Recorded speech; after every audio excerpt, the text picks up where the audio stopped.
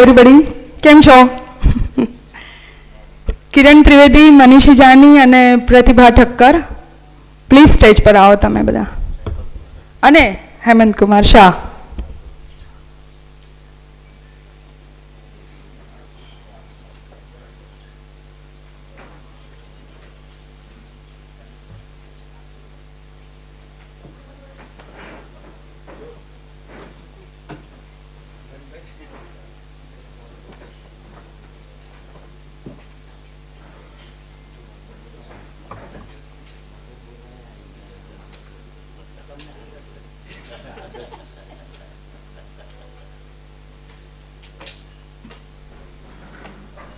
આ બધા 9 રત્ન છે. 2 રત્ન અહીંયા છે અને 1 રત્ન હજી આવ્યું નથી, પ્રશાંત દયાળ.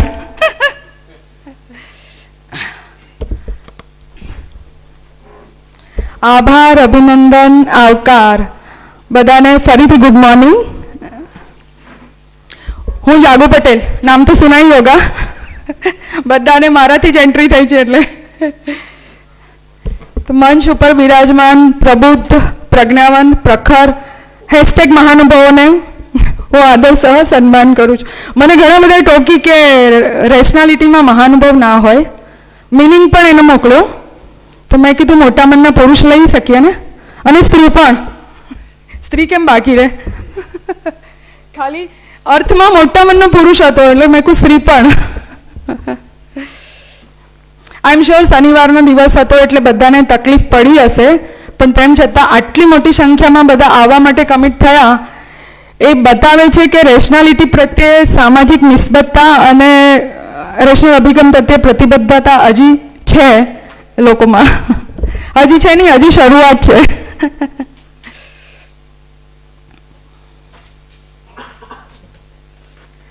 અત્યારના યુગનો કદાચ સૌથી મોટો પ્રશ્ન એ છે કે લોકો એક જુદા પ્રકારની ધાર્મિકતા તરફ વળ્યા છે જે તેમની શ્રદ્ધામાંથી નથી જન્મી.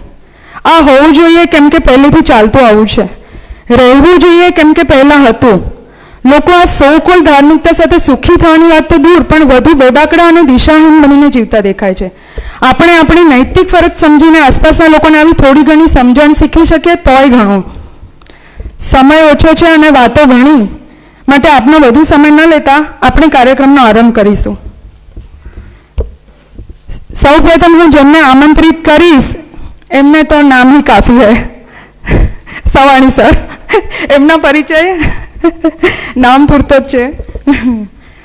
પૂર્વ આઈજીપી, લેખક, વક્તા અને આ કાર્યક્રમના યજમાન તેમજ આયોજક રમેશ સવાણી સરને હું આમંત્રિત કરીશ અહીં. Sir please.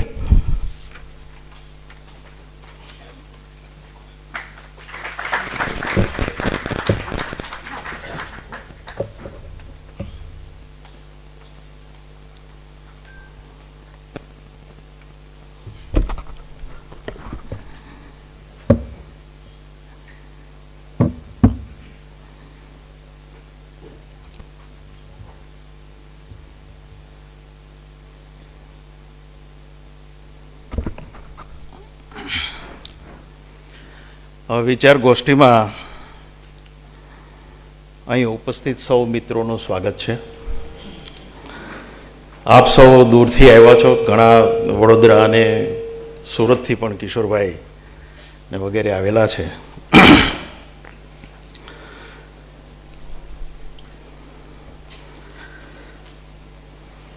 આપણી વચ્ચે મંચસ્થ મહેમાનો પણ છે, વક્તાઓ છે, પણ શ્રોતાઓ વિના ખાલી હોલમાં વક્તાઓ રેશનલ જ્યોત પ્રગટાવી શકે નહીં, એટલે શ્રોતાઓ ખૂબ જરૂરી છે અને આપ સૌને હું આવકારું છું. થોડી સૂચનાઓ આપીએ કે ચા અને પાણીની વ્યવસ્થા પાછળના ભાગે રાખવામાં આવી છે, વોશરૂમ પણ પાછળના ભાગે છે. અહીં પ્રોફેસર હેમંતકુમાર શાહનું એક ખૂબ સરસ પુસ્તક છે આમુખ. બીજું એક પુસ્તક છે દેતે ભગવાન કો ધોખા. ત્રીજું પુસ્તક છે ગાંધી માર્ગ. આ ત્રણેય પુસ્તકો વિના મૂલ્યે અહીં વિતરિત કરવામાં આવે છે, એ આપ લઈ શકો છો.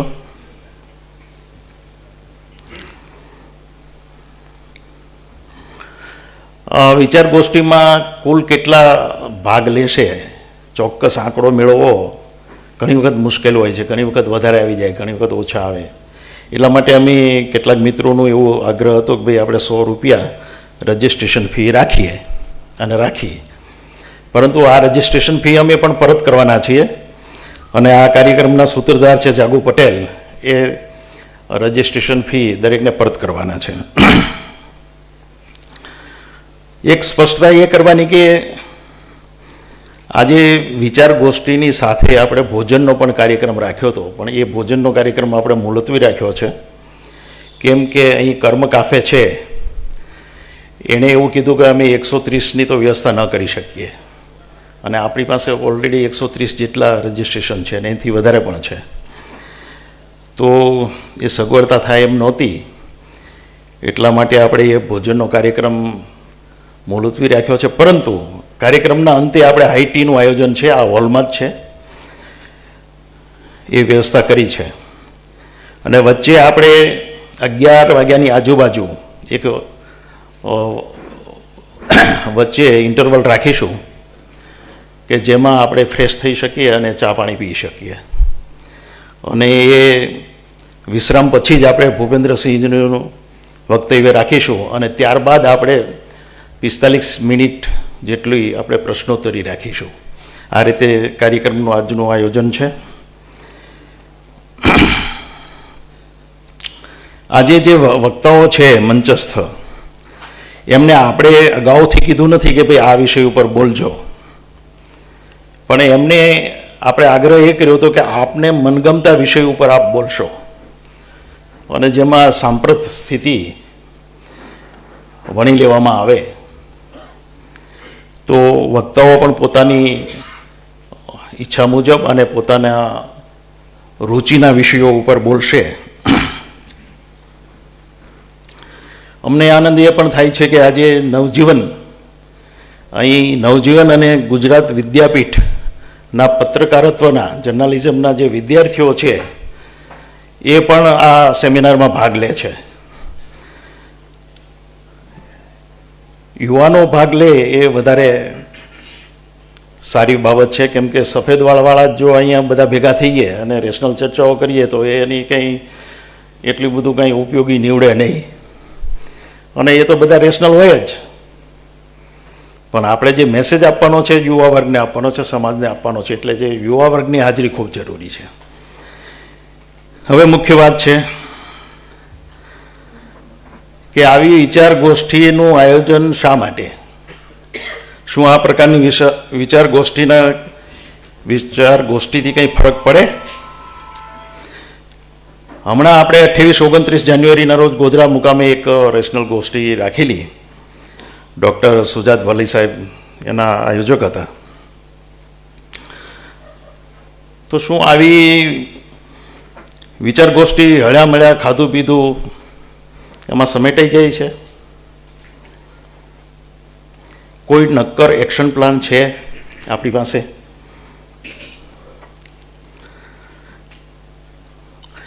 વધારે યુવાનોને જોડવા માટે આપણે શું કરવું જોઈએ? ફેસબુક ઉપર એક આપણે અપના અડ્ડા એક ખૂબ સારું ગ્રુપ છે, એમાં મોટાભાગના યંગ યુવાનો જોડાયેલા છે અને એનું સંચાલન પણ બહુ સારી રીતે થાય છે. અને કેટલાકને એ સારા સંચાલનનો પણ વાંધો છે અને ઘણાને નારાજગી પણ થાય છે. પણ સારું સંચાલન છે એટલે મોટી સંખ્યામાં એ ગ્રુપમાં લોકો છે. એમાં કોઈ બીજી મનસ્વીતા નથી, પણ એક ડિસિપ્લિન ને શિસ્તના કારણે એક સારી રીતે વિચાર પહોંચે એ હેતુથી એમાં અમુક શિસ્તના નિયમો છે. પણ આપણે ફેસબુક ઉપર અપના અડ્ડા તો છે, પણ એ પ્રકારે બીજી કંઈ વ્યવસ્થા કે બીજા કોઈ કાર્યક્રમ કરી શકાય કે કેમ રેશનાલિટીને આગળ લઈ જવા માટે, એ પણ વિચાર કરવો પડે, એનું મંથન કરવું પડે.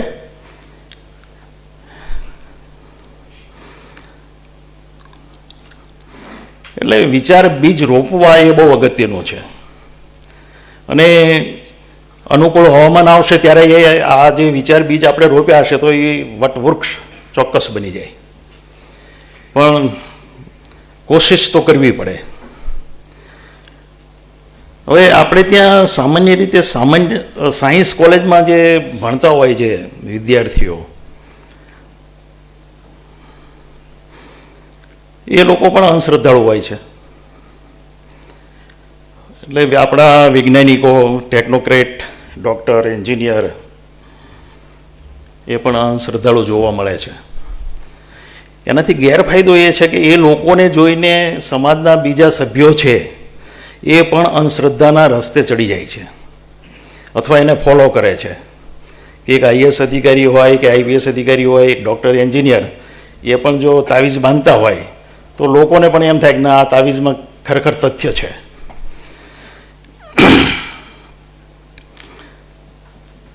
એટલે સાયન્સ ભણ્યા પછી પણ અંધશ્રદ્ધા છૂટતી નથી. એટલે આપણા એક સાહિત્યકાર છે વારીલાલ ડગલી, એણે એવું કીધું હતું કે ખરેખર અમુક છે એ નોખા જીવ હોય છે. આજે આપણી વચ્ચે આવા એક નોખા જીવ છે ડૉક્ટર જીતેન્દ્રસિંહ રાવલ, ભૂપેન્દ્રસિંહ રાવલના મોટા ભાઈ. ત્રણેય ભાઈઓ રેશનલ વૈજ્ઞાનિક તો છે પણ રેશનલ પણ ખરા.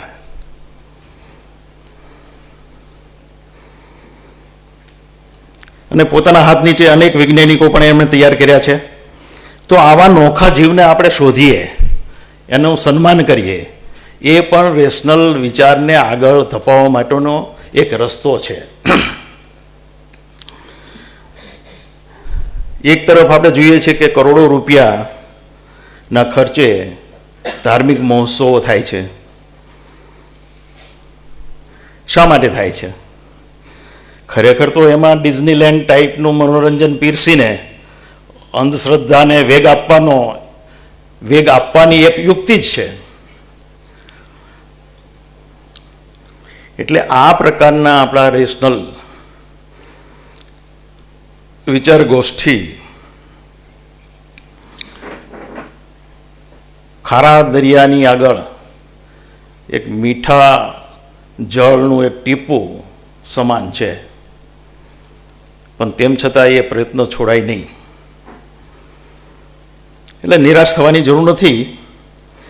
કોઈ પણ સમાજમાં રેશનલ બૌદ્ધિકોની સંખ્યા ખૂબ જૂજ હોય છે, અને આ બૌદ્ધિકોએ જ સમાજને લોકશાહી મૂલ્યો અને માનવ મૂલ્યોના રસ્તે સમાજને વાળ્યો છે. નવા વિચારો, પ્રગતિશીલ મૂલ્યો જ જીવનને જીવવા જેવું બનાવે છે. આપ સૌનું હાર્દિક સ્વાગત કરું છું. આપણી સાથે નિષ્ણાંત વક્તાઓ માનનીય ડૉક્ટર જીતેન્દ્રસિંહ રાવલ, સર્જક પ્રતિભાબેન ઠક્કર, પ્રોફેસર હેમંતકુમાર શાહ, કિરણ ત્રિવેદી, મનીષી જાની, ઉત્પલ યાજ્ઞિક અને ભૂપેન્દ્રસિંહ રાવલ જોડાયા છે. એનો ખૂબ આનંદ છે. એમનું સ્વાગત કરું છું. આપ સૌનો ખૂબ ખૂબ આભાર.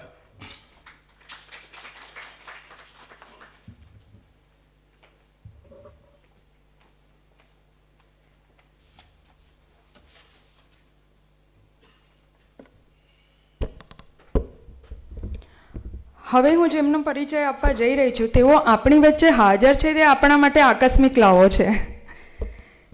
એમનો ટૂંકમાં પરિચય આપીશ. કેનેડાની મેકમાસ્ટર યુનિવર્સિટીમાંથી પીએચડી કર્યા બાદ નેશનલ એરોસ્પેસ લેબોરેટરીમાં બેંગ્લોરમાં સાયન્ટિસ્ટ તરીકે જોડાઈ ડિપાર્ટમેન્ટ હેડ તરીકે એમને માનદ સેવાઓ આપી. એરક્રાફ્ટ અને મિસાઇલ્સ વગેરેના નિર્માણ સંશોધનમાં મહત્ત્વના યોગદાન બદલ એમની ટીમને રાષ્ટ્રપતિ દ્વારા નેશનલ એવોર્ડ પ્રાપ્ત થયેલ છે. રિટાયર થયા પછી સાઉથ આફ્રિકાના વૈજ્ઞાનિકોને ગાઈડન્સ આપવા ત્યાંની સરકારે 2 વર્ષ માટે એમને આમંત્રિત કર્યા હતા. રામૈયા કોલેજમાં માનદ પ્રોફેસર તરીકે રહ્યા. એમના ક્ષેત્રમાં એમને ઘણા પુસ્તકો લખ્યા છે. પીએચડીના સ્ટુડન્ટ માટે ગાઈડ તરીકે સેવા આપે છે. એમના ગાઈડન્સમાં 15 સ્ટુડન્ટ પીએચડીની ડિગ્રી મેળવી ચૂક્યા છે. અંગ્રેજીમાં કવિતાઓ પણ લખે છે. વર્લ્ડના ટોપ 2%માં સમાવિષ્ટ એવા ટોપમોસ્ટ ભારતીય વૈજ્ઞાનિક ડૉક્ટર જીતેન્દ્રસિંહ રાવલનું સાલ ઓઢીને સન્માન કરવા માટે હું પ્રતિભા ઠક્કરને વિનંતી કરીશ. આમ તો આપણે આવી રીતે સ્વાગત વિધિ નથી કરતા, પરંતુ રાવલજીના અનન્ય યોગદાનને બિરદાવવા તેમનું સન્માન કરીશું.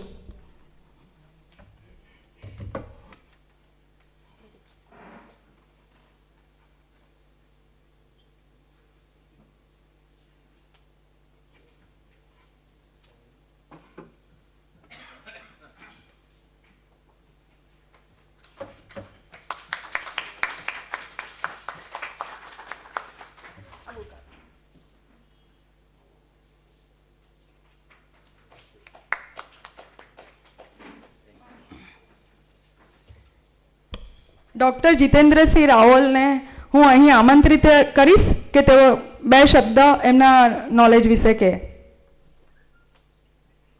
Please please.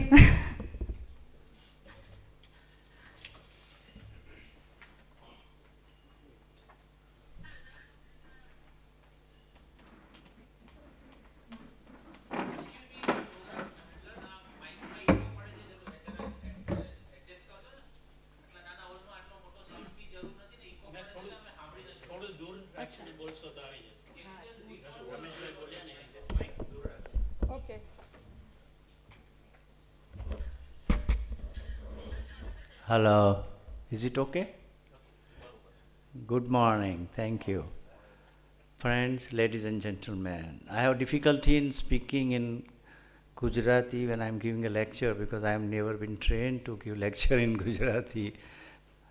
We talk in Gujarati at home and it's my mother tongue. Because of years of training in English and technical matters and discussions, I am trained that way, so I have some difficulty. I am going to talk about empathy and humanitarian principle. First, I will tell you that there is very fundamental aspect of rationalism, or is that we the humans have rational mind. Animals don't know what is rationality or irrational mind. They don't know. They live on their own instincts as they have evolved. We have also evolved, but we have evolved to a higher level and much higher level, that we have got what's called a rational mind. And if it is a rational mind, irrationality is inherently a possible thing. So it's not easy, it's not good to blame always the people because they are irrational. Only a rational mind can be irrational. And that's why there are issues like that. But I'm not going to talk about all those things. I'll talk about the most fundamental principle which every individual should follow, which all of us should follow, the organization, any political party, any institution, research institution, university, or any community, any society should follow.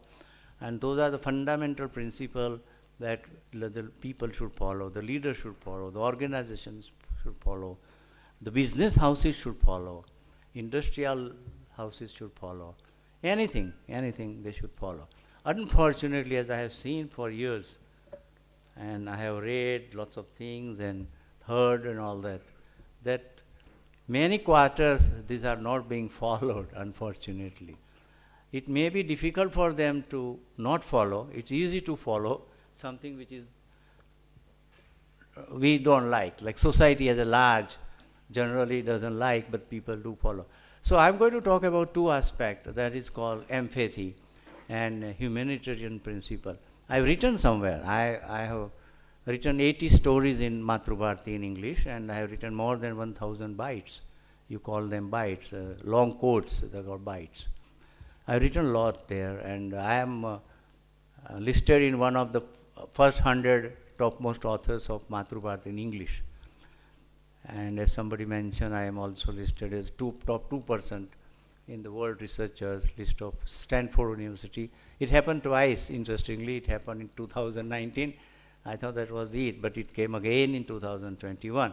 That's because my technical work is being followed by others. Okay. Now, what is empathy? And though empathy is a part of humanity principle or principle of humanitarianism. It's a long word, difficult to pronounce. Humanitarianism, whatever. But I will separately talk about it. Empathy means understanding other points of view, somebody's view. Whether we are rational or irrational, that's one aspect. But we should also think why an individual is irrational. You get the point? So we have to look from that point of view. So empathy means understanding somebody's viewpoint. And I found in several years of following, I don't belong to any political party. I do not support any political party.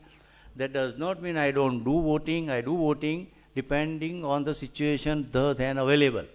That is when I stay in Karnataka, in Bangalore, so depending upon the situation there available, I will vote for this party or that party, or depending upon individual. Especially I go by individual, not by the party. I don't believe in any political party. I don't support or do whatever. They do their own jobs, and I don't want to waste my time. I'm a highly technical oriented person. I'm an aerospace engineer. Fundamentally, I'm electrical engineer throughout bachelor's, master, PhD, but my work is aerospace engineering.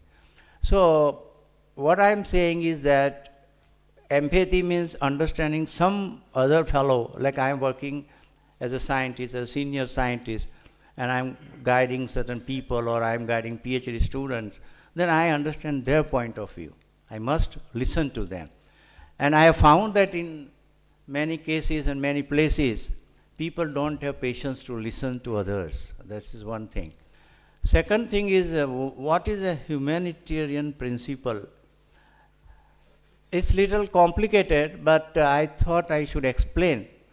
And I am explaining because I have written about it and I have got feedbacks from people. And I thought it's okay to speak, especially this kind of forum. What it means is, it is four aspects. It's composed of four aspects. They are a little difficult to this thing. Like attention. You see, you should pay attention. Like when you are listening to me, you should pay attention. If you don't want to pay attention, then you need not sit there. You should be backbenchers. At the end, last bench you sit. Like when you attend classes in the college or school, you sit in the last bench because you don't want to sit in the front back the bench. Then there is what is called affection. Affection is very important, and that develops a good relationship. And then is a care. When you have affection for a person, you will take care of the person, which we often don't see in many places. So you have to have attention, affection, and a care. When you have all these things, it is very easy to be kind to the people. Kindness is very important. And according to me, all these four things put together is love. I was all the time searching the definition of what does a love mean. People talk this, that. But what does a love mean? Love has no definition. If you search really, it is not there. Individual definition is not there. I call these four ingredients put together as love. You should attend to somebody's need. When I say it could be staff, your college, or if you are a principal, you should attend to the needs of the staff member. If you are a chief executive officer, you should attend to the needs of other managers, staffs, college, anywhere. If you are prime minister, you should attend the needs of the people. I wrote, our prime minister spoke some nice words sometime, maybe 2-3 years back. I really listened to his speech, and then I found that things are not happening the way he spoke. I'm not saying he is responsible for not happening. Maybe others are responsible or irresponsible. But that's what I meant. When you make some statement, you should try to follow it, or you should create a group of people who follow this. You got the point? So I mean attention means it requires some energy from you, you have to spend time, and then you have to have affection. If you don't have any affection to the people, you are not going to do anything. Like whatever, affection does not mean to the people, affection may be to the subject. If you don't like mathematics, then you will not study mathematics and you will fail. So you have to have some affection in the mathematics, okay, or like that aptitude or attitude towards mathematics. And then this thing is there, care. You take care of the people. We often hear complain about people They don't take care of parents and grandparents. A lot of things are happening in the world, and that is where it happens. Care is very important. I saw a video, actually. It was spoken by an American lady, I think, and it was nicely done. It was a little longer video somebody sent. Now WhatsApp, a lot of people keep sending things. There she talks about various things, how your health remains good. What are nice things in life to have. So she talks from fundamental gym and exercise, diet and everything one by one. That's the first thing she talks. At the last, it may be 10th or 15th number, she talked about relationship. That is, if you have good relationship with the humans, especially it is not necessary that you should have good relation with everybody. It is impossible. But at least to the people who matter to you. Like in a family, each individual matters to another individual. So you have to have that care, that mind should be there to take care of the people and then show kindness. You put all this together is a love. And I consider these two aspects, the empathy and this portion of 4 ingredients together is a very, very fundamental thing. You just think about anything. Wherever there is a lacuna in this, wherever there is a lacuna in empathy, wherever there is a lacuna in attention, wherever there is a lacuna in affection, care and kindness, you will see problems. There are always problems. Because there is a lacuna. You have not understood it properly, or you think you don't need. It's like, I'm just telling in a family, you always think that when you as a man fall sick, it's your wife's responsibility to take care. But when your wife falls sick, you don't worry too much. And not that is happening, but that's what it means. So it is called attention and care and kindness. They are a human being. Women are also human beings. Our children are human beings. We are human beings. How much attention I need from my wife, same attention she needs from me. And that is called empathy. So my suggestions to the people who are managers, who are inspectors, CEOs, big people, wherever you are, head of divisions, directors of the laboratories, and industrialists, whoever, political leaders, big people and whoever, if they follow this principle of empathy and love, as I said, that love. I'm not talking about cinema love, like people say, love, I saw you, oh, very love, I love picture, I love. People talk loosely, but those are loose words to talk. I love this or love that. Nobody really loves that aspect. So just tell. So, if you follow this fundamental principle, it is very, very important, especially why I'm harping about this is, we have seen in last 2-3 years, especially during Corona times, there was a lot of lack of empathy. People talked about this thing. They talked about money. They talked about economy. They talked about so many things. But we found that there was a lack of empathy on the part of certain governments. I don't want to name this government or that government. I am actually government scientist, and I'm enjoying the retirement benefits from the central government. Whichever is there, I will have a soft corner to any government. Whatever government is there, it's a government. It is paying me money and pension, taking care of my mother and my wife. We are all covered with some scheme, health scheme. So that's one aspect. So what I'm saying, but I found in the last 2-3 years that empathy was lacking. Because of lack of empathy, lots of people had lots of difficulties, the workers, the middle class people or lower middle class people or lower class people. Lots of people have to migrate from one place to this place and all kind of things. Because it was not planned that way. Now it happens sometimes, suddenly something happens and you would not have planned. We can't always see. But I do not, what I would say, to the government, you understand, like say director of a laboratory. I cannot tolerate that he makes mistake. Listen, this is very important. If NAL, that's National Aerospace Laboratories, where I worked for so many years, if directors of the laboratory makes 3 mistakes, then he has to be removed. He is not allowed to make more than 3 mistakes. That is the thing. Director is not supposed to make mistakes.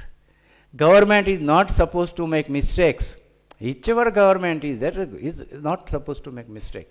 The government people can do anything they want. They enjoy. They can do a lot of things. They can go anywhere. Let them do anything. They have a lot of power. They have a lot of infrastructure. You don't have infrastructure. I don't have infrastructure. Poor people don't have infrastructure. What is the need of police? Police is supposed to protect the common man, whereas now they are protecting the uncommon man, the big VIPs and all. Many times it happens. So that's okay. That's one aspect. So my point is, if there is lack of empathy in your motto, you understand? In your memorandum of understanding, MOU, I don't know, there's some other words also. I don't get the words easily. So those kind of things. If charter, your charter, see, look, give an example. If NAL, there's a charter to do research. National Aerospace Laboratory in Bangalore has a charter to do research. Okay? Now, over a period of time, what happens? People are doing research. Years have gone, 30 years, 40 years, 50, 60, and people become money-minded. The director becomes money-minded. Or he wants money. He wants money from this project, that project. And he wants to show, I'm doing big project, I 150 crore, 200 crore money. So research is de-emphasized. And that is the problem. Charter was to have research. Now people are not doing research that way. So that is what I mean for a government. Whichever government it is there, empathy is a fundamental requirement. Otherwise you should not do anything. Empathy and love. Love means in this sense of love. I love my wife, that's different aspect. Sometimes there are other aspects of love. But I'm talking about attention, affection, care, and kindness. I wrote an article. I put together all this, I call it a love. I wrote a big, small book also. Not big, small book, sorry. I've written some 7 e-books in Amazon Kindle. 7 e-books. I have written, as I said, 80 articles and whatnot and this thing. So what I'm trying to tell you is, I'm not going to speak longer, but I'm telling you, I'm giving suggestions. See, now I have become old, like 75 plus. I have some other issues and all kind of thing. You people are young, and many are still young, or even though they look old, they look younger than me. So wherever you work, whichever area you work, wherever you work, whichever position you are, when you are a leader, you talk like this. You talk about such things. Impress people in your groups and talk. When I was working in NAL some years back, before I retired, I retired in 2007, so it's 15 years back I retired. I used to talk about evolution. I'm not going to go into the details of evolution. What is evolution, all kind of thing. So people were saying, what are you talking about? Nobody knew. I told you are a scientist. You have not heard of Ukranti or whatever. No, we don't talk, we don't study. Anyway, it's a different and a very interesting subject, but I don't want to discuss that here. What I'm telling you that this aspect of whatever you say, rationalism or whatever, you first put in practice this aspect in discussion, in carrying it forward to the people around you, wherever they understand, wherever they can manage to listen to you, and all kind of thing. Aspect of empathy. I found that it was lacking in especially last 3-4 years. I don't want to name that this is where it was lacking, People are camouflaging all aspect of lack by promising so many things. I do this, I do that kind of thing. And that doesn't work. It will not work. It will work temporarily. You get the point? A lot of things work. It's not that they don't work. But then you are diverting attention of the people from one aspect, from problems to something else. Now you should look at it. Is that important? Think from that. You get the point? I don't want to name because it doesn't look good for me to name. But suppose you are doing something big, very big. This is big. People get attracted. But is that the thing required? Is that really required? There are so many problems. There are so many things to be done for the humanity, for the people. And we are not attending that. Why they are not doing or not able to do, I do not know. I don't know their minds. I don't do that analysis. So, because I am a hardcore scientist, I keep doing research. I want to do justice to my discipline, what I have studied in Baroda, MS University of Baroda and elsewhere. So I have become, I am though electrical engineer, become aerospace engineer, rather scientist. So I don't want to deviate from it. I just don't want to get into politics. I don't want to get into the business thing and all kind of thing. So my suggestions to people around you, you yourself, people around you, to talk like this. This forum is also like that, as I see. You know, first time I am ever talking like this in any forum like this, because I always give lectures, technical lectures and all kind of thing. My books, I have written 8 books. Now, right now, means 9th book I am writing. And my books are full of equation, 1000 equation in a book. And all are published from abroad. So my mind is always in that kind of situation. But I got a good opportunity to talk and express my thoughts and my ideas in this forum. And it was very interesting because my brother is all involved in all these things for years. I got the phone call. My brother is involved for so many years in this and keeps talking to me or others. But it is a rare opportunity for me to come here in my native place at this point in time, where my brother, my sister from somewhere, and me and my other brother, we met my mother. We went to see my mother, 97-year-old mother. And I recently met in Visakhapatnam a 95-year-old lady who is a PhD in spectroscopy. She is still there. I met her. With me and my wife, I met her. She is a PhD in spectroscopy, and she is guiding PhDs. She is writing books and papers, and so nice. She is working in the college, emeritus professor, 95-year-old lady. Then she asked me, then I told my mother is 97-year-old. Your mother is 97-year-old? Yes. She asked me one thing. Is she doing, like she pointed to me, figure, is she doing this properly? That is from here to the end. I said, yes, she is doing very well. So then there's no problem. So I must thank you for inviting me to give a talk. I consider it a great opportunity, and that too along with my brother and this kind of forum. So I think I will end my talk. If you have any quick question, I can answer. Is it now or later? I don't know. Later? No problem. Yeah, okay, no problem. Thank you very much.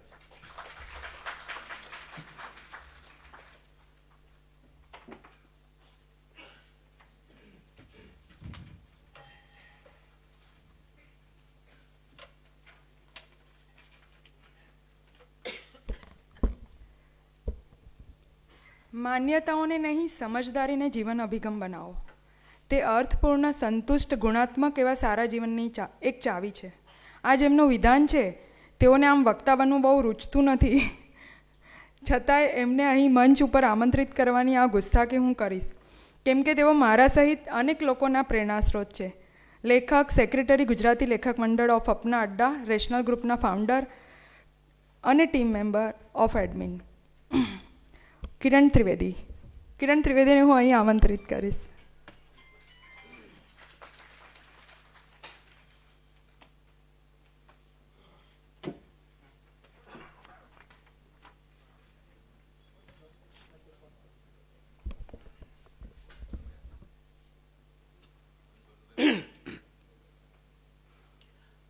Good morning.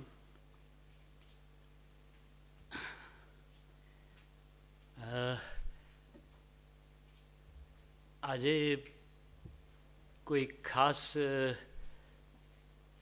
Agenda વગર મળી રહ્યા છીએ એવું મારી સમજ હતી, અને એટલે ઓડિયન્સ કયા પ્રકારનું છે એ વિચારીને અમે સૌ અમારી રીતે વિષયો પસંદ કરીને બોલી રહ્યા છીએ. એટલે બેર વિથ અસ. હું આજે આ મુદ્દા પર વાત કરીશ, રેશનાલિટી અને રેશનાલિસ્ટ. મતલબ રેશનાલિટી એટલે શું અને રેશનાલિસ્ટ એટલે કોણ, રેશનાલિઝમ એક શબ્દ છે, પણ એ આમ જુઓ તો એવા સ્થાપિત અર્થમાં કોઈ ઇઝમ, વાદ જેવું નથી, જેમ કે સેક્યુલરિઝમ, કોમ્યુનિઝમ કે હ્યુમેનિઝમ, જેના બેઝિક ફંડામેન્ટલ્સ હોય અને એના પર તમારી વિચારસરણી બેઝ કરવાની હોય, વિચારધારા. રેશનાલિઝમ એ વિચારવાની એક પદ્ધતિ છે. તમે કોઈ પણ વાતને કઈ રીતે જુઓ છો, સમજો છો, એની એક પદ્ધતિ છે કે તમે એને રેશનલી જુઓ, રેશનાલિટી વડે માપો, એ રેશનાલિઝમ છે. સોરી. યુઝ્યુઅલી હવે મારો ઉઠવાનો ટાઈમ થાય એવું છે અને અત્યારે એટલે ગળું મારું જરા હજી વેકઅપ નથી થયું. રેશનાલિઝમ એ ગુજરાતીમાં કહીએ તો સારાસારનું વિવેક ભાન, તર્કબુદ્ધિ, માન્યતાઓ કે શ્રદ્ધા નહીં, પણ જ્ઞાન વિજ્ઞાન આધારિત સમજદારી અને વિશ્વાસ માહિતીઓ અને જ્ઞાનમાંથી ઉદ્ભવતો હોય છે, શ્રદ્ધામાંથી નહીં. એટલે આ રીતે વિચારવું એ રેશનાલિટી છે, અને આ રીતે વિચારીને જે જીવે છે તે રેશનાલિસ્ટ છે. આ સાદી સમજ છે. અપના અડ્ડાની વાત રમેશભાઈએ કરી, તો એ આ રેશનલ થિંકિંગ અમે જે કહીએ છીએ એ શબ્દને ઓનરેબલ અને રેશનલ લાઈફસ્ટાઈલને અનુકરણીય બનાવવાના આશયથી બનાવેલું એક જૂથ છે. મનીષી પણ એના પાયામાં રહેલા છે આખા વિચારના, અને એ જેની સાથે અમે આ રેશનલ થિંકિંગ સાથે સામાજિક નિસ્બતને પણ જોડી છે. જે રેશનલ છે એ જો સામાજિક નિસ્બત નથી ધરાવતો તો એનો કોઈ અર્થ નથી. એ ફક્ત પોતાના પૂરતું રેશનલ થવું એ કંઈ બહુ મોટી વાત નથી, એ સ્વાર્થ છે એક પ્રકારનો. એટલે સામાજિક નિસ્બત એમાં જોડાયેલી છે. અને અપના અડ્ડા જે લોકો જોડાયેલા છે કે ક્યારેક જુએ છે, વાંચે છે, એમને ખબર છે કે એ શું છે. અડ્ડા પર બધા રેશનાલિસ્ટ નથી. સામાન્ય રેશનલ હોય એવા પણ એમાંના 15-20% જેટલા જ લોકો હશે. સ્ટ્રેટેજી પણ એ જ છે. રેશનલ સંવાદની જરૂર પણ એમને જ છે. એટલે એ રીતે કે રેશનાલિટી વધુ લોકો સુધી પહોંચે, એનો વિચાર પ્રસાર થાય. આ બધા મિત્રો પણ અપના અડ્ડા પર લખી જ રહ્યા છે, તમે વાંચતા હશો એ. પણ અપના અડ્ડાથી આજનું ઓડિયન્સ જરા જુદું છે. હું એમ માનું છું કે જેઓ રેશનાલિટી સાથે પોતાને આઈડેન્ટિફાઈ કરી ચૂક્યા છે એવા લોકો વધુ આજે હાજર છે, કારણ કે એ પ્રકારનો કાર્યક્રમ છે અને એવી જાહેરાત પછી જે લોકો જોડાયા છે.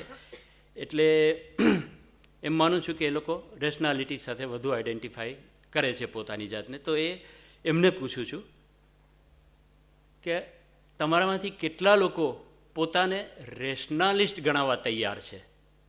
એક મિનિટ. રેશનાલિસ્ટ ફરીથી યાદ કરાવી દઉં. એક એવી વ્યક્તિ છે જે હવે રેશનાલિટીને થોડી ઘણી આત્મસાત કરી ચૂકેલ છે, રોજિંદા જીવનમાં રેશનલી વિચારે છે, ઇરરેશનલ, તર્કહીન અને આંધળી શ્રદ્ધા જેમાં રાખવી પડે એવા ખ્યાલોને છોડી રહ્યા છે. એટલે આ રેશનાલિસ્ટ છે. આ જે હું જે કહું છું કે આ કેવા ખ્યાલોને છોડી રહ્યા છે, જેમ કે ઈશ્વર, ધર્મ, વિધિઓ, રીતિરિવાજો, પરંપરાઓ, જ્ઞાતિ, જાતિ, આ બધું જેઓ છોડી ચૂક્યા છે અથવા છોડી રહ્યા છે, એ લોકો રેશનાલિસ્ટ છે. તો હવે કહો, તમારામાંથી કોણ કોણ રેશનાલિસ્ટ છે? વાહ, અદ્ભુત. કદાચ હજી લોકો એટલી સમજદારી સુધી પહોંચ્યા નથી કે પોતા રેશનાલિસ્ટ છે, એમને કદાચ હજી એપ્રિહેન્શન્સ છે, પણ રેશનાલિસ્ટ બનવાનો ધ્યેય રાખે છે એવા પણ કેટલાક હશે. યસ. તો આ વાત અહીં એટલા માટે કરું છું કેમ કે રેશનાલિટી અને રેશનલ થિંકિંગ બાબતે અને તેને આધારિત ઘણું તમે વાંચતા રહ્યા હશો. હવે આગલું સ્ટેજ શું છે, જે લોકો કહે છે કે હું રેશનાલિસ્ટ છું એમના માટે આગલું સ્ટેજ શું છે એ હું જણાવવા માગું છું. રેશનાલિસ્ટ એ છે જે રેશનલ થિંકિંગને પ્રસારવા માટે સમર્પિત પણ છે. અમે મિત્રો જે કરીએ છીએ એ જ છે કે અમે રેશનલ બની ગયા એટલું પૂરતું નથી, આ રેશનલ વિચારને આગળ લઈ જવાનો છે, જેની વાત રમેશભાઈએ શરૂઆતમાં જ કરી કે આપણે બધાએ એ કરવું પડશે, આ વિચારને વધુ આગળ લઈ જવો પડશે. જન સમાજમાં રેશનલી વિચારનારા વધશે, રેશનાલિસ્ટ વધશે એમ હું નથી કહેતો. રેશનાલિસ્ટ રેર વસ્તુ છે, પણ રેશનલી વિચારનારા તો વધે. કે એ રીતે જો જન સમાજમાં લોકો વધશે તો જ સાચો માનવીય વિકાસ અને દેશનો વિકાસ થશે એવું અમે ચોક્કસ માનીએ છીએ. એટલે આગલું સ્ટેપ એ છે કે તમે માત્ર લાઇક માઇન્ડેડ રેશનલોમાં કે સલામત મિત્ર વર્તુળમાં જ નહીં, કુટુંબમાં, સમાજમાં, નોકરી ધંધામાં, જાહેર જગ્યાઓએ જ્યાં મોકો મળે ત્યાં રેશનાલિસ્ટ એથિસ્ટ તરીકે સ્ટેન્ડ લો, બોલો. અગાઉ જણાવ્યા એવા મુદ્દાઓ પર, ઈશ્વર, ધર્મ, વિધિ વિધાન, રીતિ રિવાજ, જ્ઞાતિ જાતિ જેવા મુદ્દા પર તમારો વિરોધ કે વૈકલ્પિક વિચાર લોકોને જણાવો, બોલો, સંવાદ કરો, એની જરૂર છે. હા, સામે કોણ છે એ જોઈ સમજીને જોખી તોડીને બોલવું પડે છે. ગમે તેમ બોલી નાખવાથી હું આમ નથી માનતો ને એ રીતે કામ નથી કરતો આ વિચાર. તમારે ધીરજથી, સમજાવટથી આ વિચારને પહોંચાડવો પડે છે, ધીમે ધીમે, પણ બોલવાની જરૂર છે. એટલે મેં કહ્યું એમ જોખી તોડીને પણ બોલો. અને આવું કરવામાં કેટલાક લોકો ફેસબુક પર લખે જ છે, અમને પણ તમે જોતા હશો, ત્યાં જે ગાળો અને ધમકીઓ મળે છે તમે જ્યારે આવી વાત કરો છો એવું હકીકતે નથી થતું સમાજમાં. મનીષી હમણાં જ કહેતા હતા કે તમે રૂબરૂ મળો ત્યારે જે સંવાદ થાય છે એ વધુ મહત્ત્વનો છે, કારણ કે ત્યાં તમે માત્ર શબ્દો નથી સાંભળી રહ્યા, તમે એ વ્યક્તિના હાવભાવ જોઈ રહ્યા છો, એ શું કહેવા માગે છે એ સમજી રહ્યા છો. ત્યાં વાંચેલો શબ્દ વાચક પોતાની રીતે મૂલવે છે. જ્યારે રૂબરૂ હોવ છો ત્યારે તમારા હાવભાવ સાથે લગભગ યોગ્ય સ્વરૂપે પહોંચે છે. અને મેં કહ્યું તેમ જ્યારે સામે કોઈ છે ને તમે બોલો છો, તમે પણ સાવચેત રહો છો કે એને હર્ટ ના કરો. એમ્પથીની વાત બહુ મહત્ત્વની હતી જીતેન્દ્રભાઈની, એના વગર નહીં ચાલે. એમ્પથી રાખીને પણ તમારે આ વાત કહેવાની છે લોકોને. ધાર્મિક કાર્યક્રમો, મંદિરો, ઉત્સવો, જ્ઞાતિ મંડળો, વિધિ વિધાનવાળા લગ્નો કે સાધુ સંતોની પધરામણી હોય એવા પૂજા આશ્રમોમાં જવાનું બંધ કરો. આપણે આપણા કુટુંબના ઘણા બધા પ્રેશરમાં આ બધું કરે જ રાખતા હોઈએ છીએ. એટલે હું એમ કહીશ કે જો તમે રેશનાલિસ્ટ કહો છો તમારી જાતને, તો આ બધું પણ ઓછું કરો, બંધ કરો, અને ત્યાં પણ તમારો મત જણાવતા રહો. આ બધા લોકોને, કુટુંબને તમારો મત ધીરજથી પણ ફર્મલી સમજાવવાની જરૂર છે. કોઈને રોકવાની જરૂર નથી. આપણે હું નથી જતો પણ તુંય નહીં જા એવું કરવાની જરૂર નથી. બધા પોતાની ઈચ્છા મુજબ જીવવાને સ્વતંત્ર છે, પણ એટલીસ્ટ તમે તો તમારી ઈચ્છા મુજબ જીવો. એની બીજાઓની ઈચ્છા મુજબ શું કામ જીવો છો? જો આપણે બીજાઓનો અધિકાર પોતાની રીતે જીવવાનો સ્વીકારીએ છીએ તો આપણો પોતાનો અધિકાર તો પહેલાં માગીએ, રાખીએ. એટલે કોઈને રોકો નહીં, પણ હું નહીં આવું અને કેમ નહીં આવું એટલું સ્પષ્ટ કરીએ. એ પણ એક તબક્કો છે રેશનાલિસ્ટ હોવાનો. આ બધું એટલે જરૂરી છે કેમ કે લોકો પાસે, ખાસ કરીને બાળકો અને યુવાનો પાસે આ માન્યતાઓ, શ્રદ્ધાઓ, પરંપરાઓના વિકલ્પે કશુંક હોઈ શકે એવો ખ્યાલ જ નથી. એમણે કશું જોયું જ નથી. એટલે જો બેટા જે કરોથી શરૂ થયેલી એમની સફર ખરેખર મંદિરમાં જઈને પગે સાષ્ટાંગ દંડવત કરવા સુધી એટલે પહોંચે છે. પણ જો એમની સામે આપણા જેવા કોઈક વિકલ્પો હશે તો એને ખબર પડે છે કે અચ્છા આ પણ છે ને આ પણ છે. એટલે એને શું ગમે છે કે એ શું યોગ્ય લાગે છે એ સ્વીકારવાનું શીખશે. એના માટે આ પ્રકારના સ્ટેન્ડ લેવા જરૂરી છે એમ હું માનું છું. એટલે એવા વિકલ્પ આપણે ઊભા કરવા રહ્યા, કારણ કે મોટાભાગના રેશનલો ક્લોઝેટ રેશનલ છે એવું મારું માનવું છે કે એ લોકો જાહેરમાં એ સ્ટેન્ડ નથી લેતા, બોલતા પણ નથી, પોતે જીવે છે પણ જાહેરમાં નહીં કે કોઈની સામે કોઈને શું કામ દુઃખ લગાડવું, ને એ જે આખો અભિગમ છે આપણો એ છોડવો પડે. જો તમે રેશનાલિસ્ટ છો, રેશનલ છો તો જીવો, વાંધો નથી, એ પણ જરૂરી લોકો છે, મહત્ત્વના લોકો છે, પણ રેશનાલિસ્ટ સમર્પિત છે અમુક રીતે. અહીં તમે અમને બધાને મિત્રોને જે જુઓ છો, આ સૌ પોતપોતાની આસપાસના વર્તુળોમાં એવા વિકલ્પ બનીને ઊભેલા છે. તમારામાંથી કેટલાક કદાચ એ વિકલ્પોથી પ્રેરાઈને જ અહીં આવ્યા હશે, તો હું કહીશ કે તમે પણ કોઈની પ્રેરણા બનો કે જેનાથી આ વિચાર વધુ પહોંચતો થાય. રેશનલ સ્ટેન્ડ લેવા બોલવું સહેલું નથી, પણ જરૂરી ખૂબ છે. થોડી હિંમતની જરૂર હોય છે, અળખામણા થવાની તૈયારી રાખવી પડે, અને જે પ્રકારનો પોલિટિકલ માહોલ છે તેમાં જોખમ પણ છે. એટલે રેશનાલિસ્ટ હોવું એ ખાલી ફેશન કે ટ્રેન્ડ નથી, એ બહુ મોટી જવાબદારી છે. સોશિયલ મીડિયા પર અમને સૌને ગાળો પડે છે, ધમકીઓ મળે છે.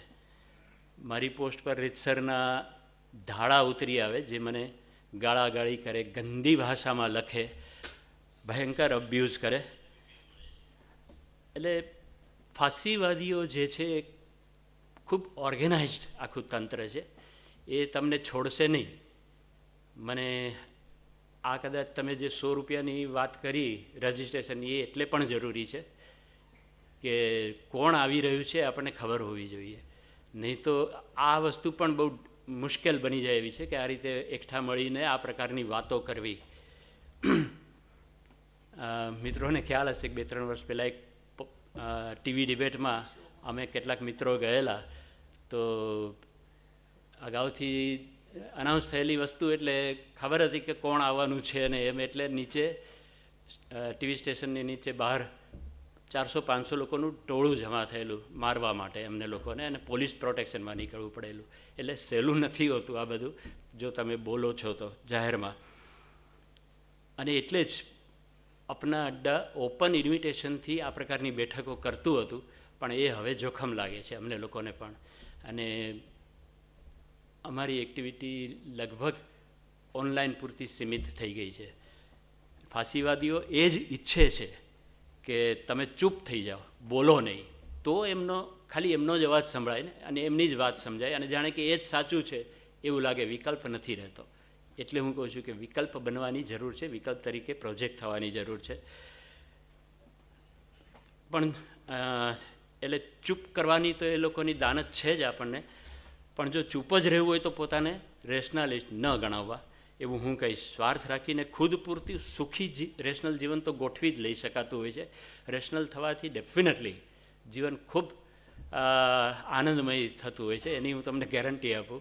કારણ કે ઘણા બધા દબાણોથી તમે મુક્ત થાવ છો, ઘણા બધા, તમને કલ્પનામાં ન હોય એટલું બધું. એટલે રેશનાલિટીને, રેશનલ થિંકિંગને વિસ્તારવા માટે, અને આમ જુઓ તો આજના સમયમાં તો ટકવા માટે પણ થોડા વધુ સંખ્યાબળની જરૂર છે, થોડી વધુ હિંમતવાળા રેશનાલિસ્ટોની જરૂર છે. એટલે હું આ અપીલ અહીંયા કરી રહ્યો છું. આ બધું જાણ્યા પછી હવે કહો કેટલા પોતાને રેશનાલિસ્ટ ગણાવશે? વાહ, થેન્ક યુ.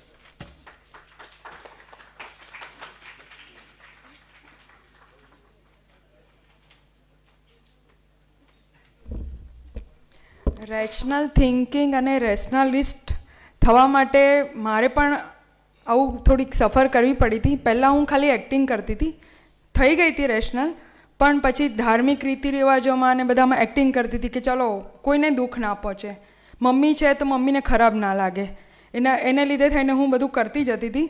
પણ પછી મને થયું કે ના, હું જ મારો પોઈન્ટ નહીં મૂકું તો પછી બીજાને કેવી રીતે સમજાવી શકીશ. એટલે પછી તો એકદમ આમ અફરણ થઈને કહેવા માંડ્યું કે ના, હું આ બધામાં નથી માનતી અને ઈચ્છીશ કે તમે પણ ના માનો. અહીંયા બેઠેલા બધા ભાઈઓને અનુભવ હશે કે એમને એમની પત્નીઓને જ મનાવતા નાકેદમ આવતો હશે કદાચ. એમાં સ્ત્રીઓનો વાંક નથી. સ્ત્રીઓનો ઉછેર જ એ રીતે થાય છે કે પિતૃસત્તાક સમાજ વ્યવસ્થામાં સ્ત્રીનો ઉછેર જ એવી રીતે થાય છે કે એમને રીતિ રિવાજો અને ધાર્મિક બંધનોમાં એટલા બધા જકડી નાખવામાં આવે છે કે એમને એવું થાય છે કે આ નહીં કરીએ તો અમારા ભૌતિક સુખ સમૃદ્ધિ લૂંટાઈ જશે, નહીં અમારા ઘરમાં લક્ષ્મી નહીં રહે. પહેલાં પહેલું તો એ જ થ્રેટ હોય છે કે લક્ષ્મી નહીં રહે, અને લક્ષ્મી ના રહે તો કેટલી દુઃખ પડે છે એ બધાને ખબર છે. દશામાના વ્રત કેટલા લોકો કરે છે પણ કેટલાની દશા સુધરી અત્યાર સુધીમાં એ વિચારવા લાયક પોઈન્ટ છે. આ થોડું મેં મારું વચ્ચે બોલી લીધું.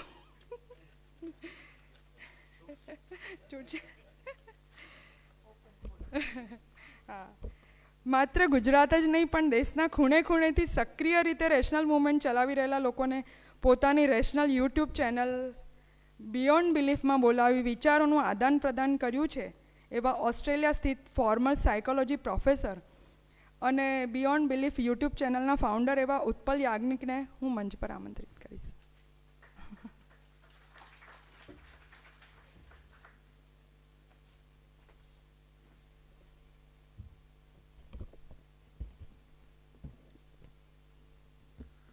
ઘણા વર્ષો પછી આ રીતે ગુજરાતની અંદર બોલવાનો મોકો મળ્યો છે.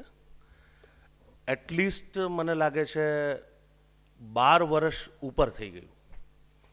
કોલેજમાં પ્રોફેસર હતો ત્યારે નિયમિત આ રીતના લેક્ચર્સ ગોઠવાતા, અને પછી ઓસ્ટ્રેલિયા જવાનું થયું તો હા, ઓસ્ટ્રેલિયામાં બોલવાનું આવે ગુજરાતી સમાજમાં, પણ ગુજરાતમાં માતૃભૂમિમાં અને ફરીથી આવો એક સજ્જ મંચ હોય અને આટલું સુસજ્જ ઓડિયન્સ હોય એની વચ્ચે બોલવાનો મોકો મળે તો એ મારા માટે બહુ આનંદની વાત છે. એ માટે ખાસ જે ઓર્ગેનાઇઝર્સ છે એમનો દિલથી આભાર માનું છું.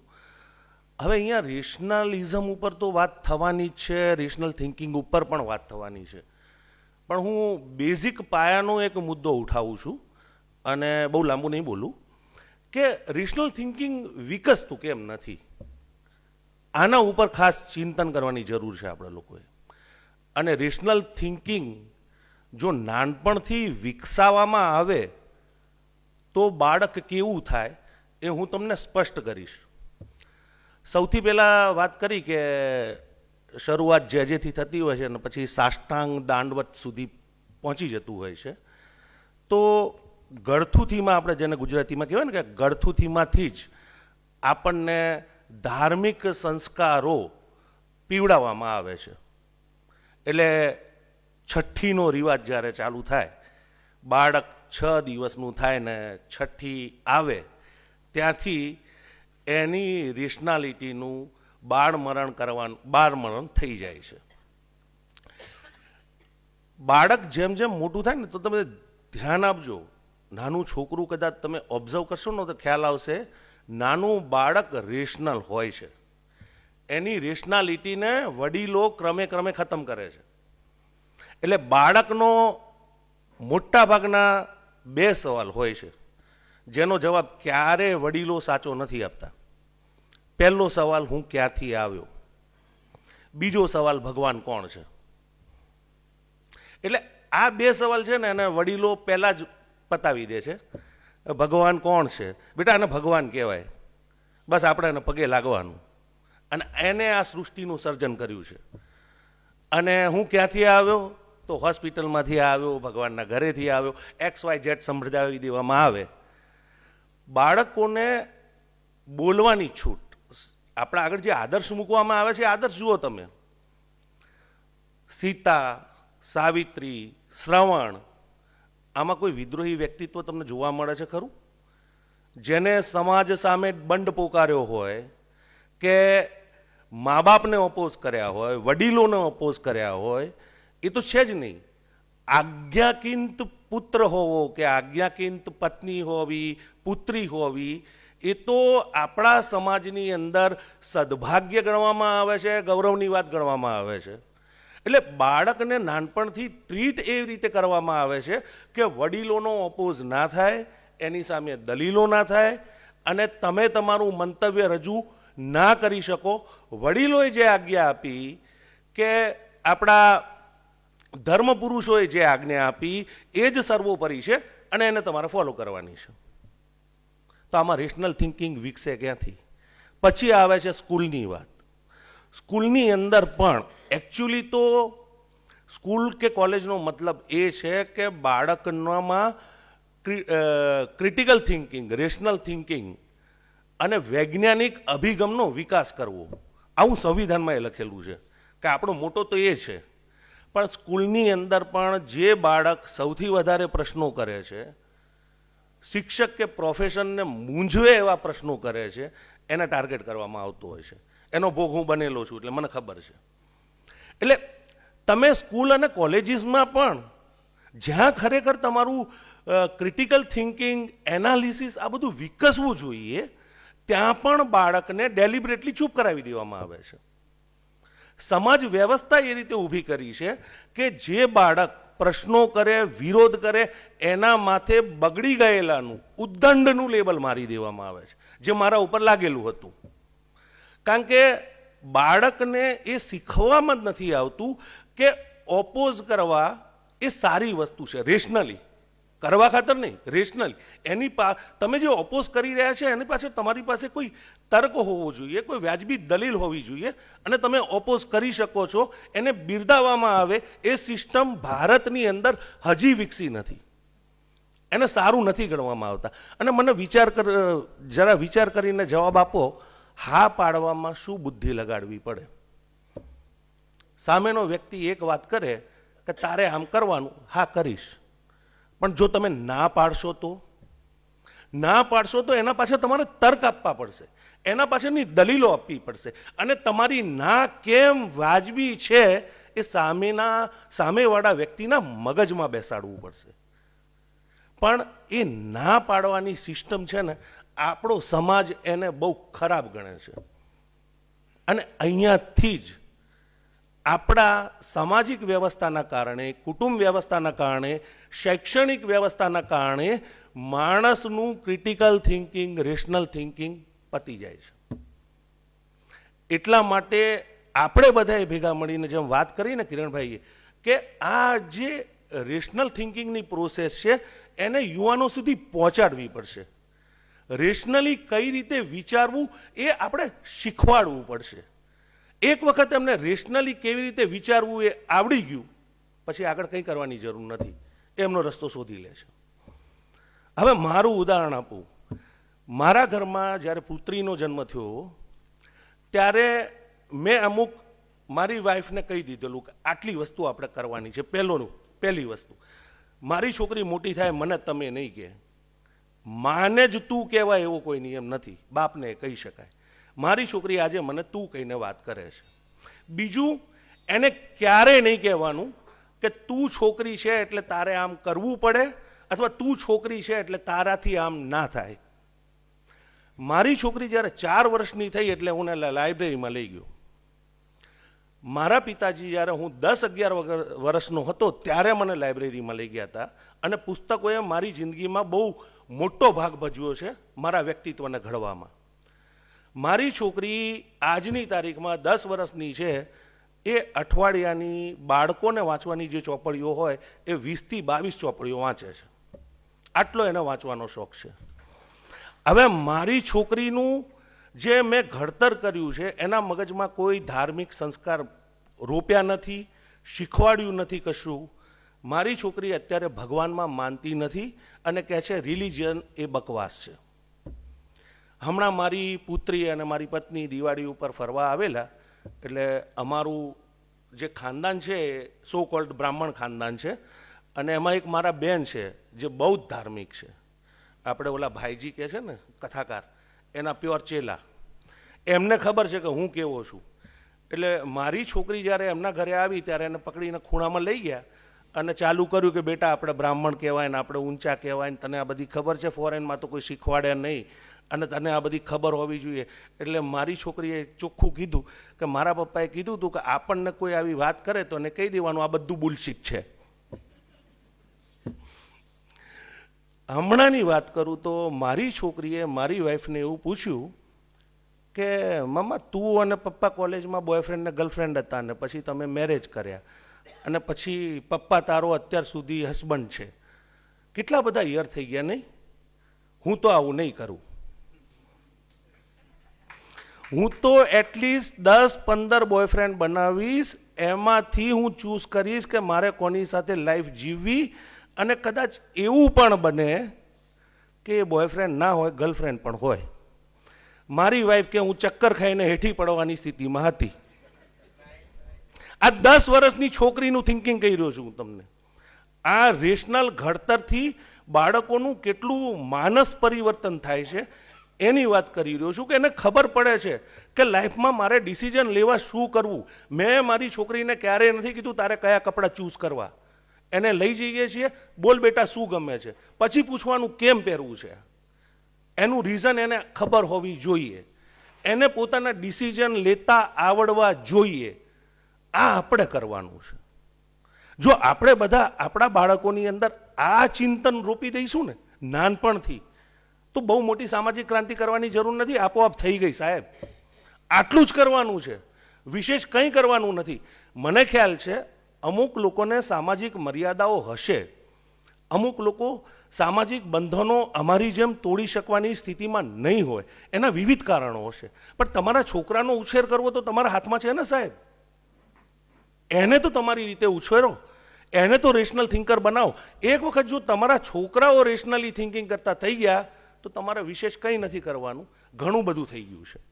એટલે મારો મુખ્ય પોઈન્ટ એ જ છે. અને છેલ્લી વાત મૂકી અને મારી વાતને સમાપ્ત કરીશ, કારણ આ પણ અગત્યનું છે. મારી છોકરીએ યુટ્યુબ ઉપર અને પુસ્તકો વાંચીને જ્ઞાન મેળવ્યું કે બાળક કેવી રીતે પેદા થાય, એની પ્રોસેસ શું છે. મને એક દિવસ કારમાં મારી ડોટર કહે છે, પપ્પા હું બેબી પેદા નહીં કરું. એટલે મેં કીધું કેમ? એટલે મને કે બેબી પેદા કરવામાં તો જુઓ ને એને 9 મહિના સુધી કેરી કરવાનું, એનું વેઇટ ઉઠાવવાનું, અને પછી ડિલિવરી રૂમમાં જઈએ, લેબર પેઇન આવે અને પુશ કરી અને બેબીને ડિલિવર કરવું પડે. So painful process. I don't want to produce a child. તમે વિચાર કરો કે આ બાળક 10 વર્ષની ઉંમરમાં જો આટલું થિંકિંગ કરી શકતું હોય તો એના પાછળ જે ભાગ ભજવ્યો છે એ ઉછેરે ભજવ્યો છે. અમે એને શીખવ્યું છે કે કેવી રીતે ક્રિટિકલ થિંકિંગ થઈ શકે. એક વખત તમે એ સ્ટેજ ઉપર તમારા બાળકને લઈ ગયા પછી તમારું બાળક સારા નરસાનો બધો વિવેક કરશે, એને ક્યાં શું કરવું એનું ડિસિઝન લેતા પણ આવડશે. અને સપોઝ એનાથી ભૂલ થઈ ગઈ, અને થવાની જ, જે વ્યક્તિ જાતે ડિસિઝન લે છે, જે વ્યક્તિ પોતાની રીતે જિંદગી જીવવા માગે છે, એ ભૂલો કરશે, પણ એ ભૂલોમાંથી શીખશે પણ ખરું, એની ગેરંટી. કારણ કે એની શીખવાની તૈયારી છે. અને અહીંયા આપણે વડીલો જોડેથી માર્ગદર્શન લઈએ છીએ અને વડીલોને ફોલો કરીએ છીએ, તો ભૂલ થઈ જાય તો એ માણસને એવું લાગે છે કે મારી જવાબદારી નથી, એ તો પપ્પાએ કીધું હતું, મમ્મીએ કીધું હતું, દાદાએ કીધું હતું, એટલે મેં આ કર્યું. એમાં જવાબદારી વહેંચાઈ જાય છે.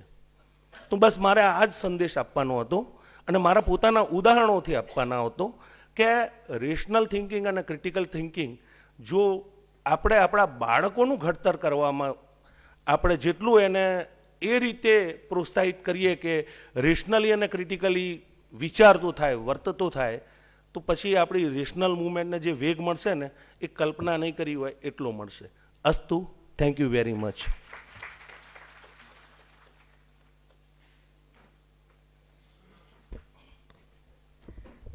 ઉત્પલ યાજ્ઞિકે સરસ વાત કીધી કે બાળકોને ભૂલો કરવાની પરમિશન આપો, પણ આપણે એ જ નથી આપતા.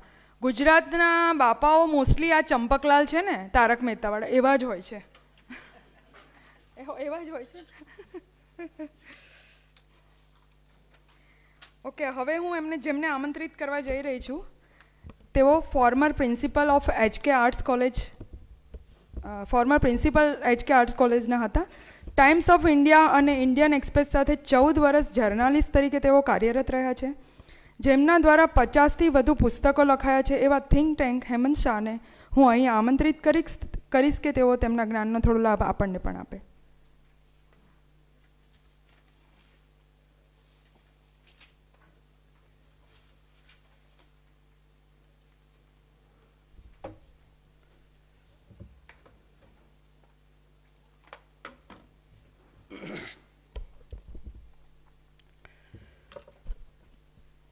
સૌ વડીલો અને મિત્રો, સૌપ્રથમ તો સવાણી સાહેબે મને આપ સૌની સમક્ષ ઉપસ્થિત થવાની તક આપી એ બદલ એમનો ખૂબ ખૂબ આભાર માનું છું. 11 વાગે એમણે એવું કહ્યું છે કે આપણે ચા કોફી માટે બ્રેક પાડવાની છે. 10:30 વાગ્યા છે એટલે હું એવું સમજું છું કે અડધો કલાક મારો છે.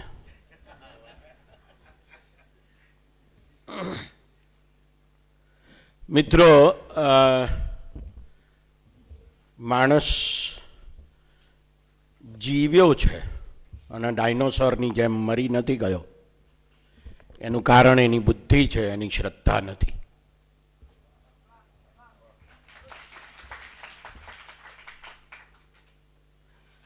રાજ્ય, ઈશ્વર એટલે કે ધર્મ, કુટુંબ, સમાજ, આ બધું જ મનુષ્યની બુદ્ધિનું પરિણામ છે. માણસ ગુફાઓમાં રહેતો હતો અને બધા એકબીજા સામે લડતા હતા, મારતા હતા એકબીજાને. મારું હરણ હું બહુ મહેનત કરીને મારીને લાવ્યો હોઉં અને તમે લૂંટી જાઓ, કારણ કે મારામાં તમારા કરતાં ઓછી તાકાત, શારીરિક તાકાત, એટલા માટે. અને એવું કેટલીક ટોળીઓ બીજી ટોળીઓ ઉપર દાદાગીરી કરે. એટલે આવી અસલામતીમાં માણસ જીવતો હતો, ગુફાઓમાં રહેતો હતો. ત્યારે એનામાં સહેજ બુદ્ધિ આવી એટલે એને એમ થયું કે આપણે સલામતી જોઈએ છે. આ સલામતી કેવી રીતે ઊભી કરવી? એટલે બધા ટોળીઓમાં ભેગા થયા દુનિયાભરમાં, જ્યાં જીવતા હતા ત્યાં. અને એમણે નક્કી કર્યું કે આપણે સલામતી જોઈએ છે. સલામતી જોઈએ એટલે શું જોઈએ? તો કે કાયદા જોઈએ, નિયમો જોઈએ. એ કાયદા અને નિયમો બનાવે કોણ? તો કે ચાલો આપણે બધા ભેગા થઈને એક જણને રાજા બનાવીએ. આ રાજા એ હવે નિયમો ઘડશે, કાયદા ઘડશે ને એ મુજબ આપણે જીવીશું.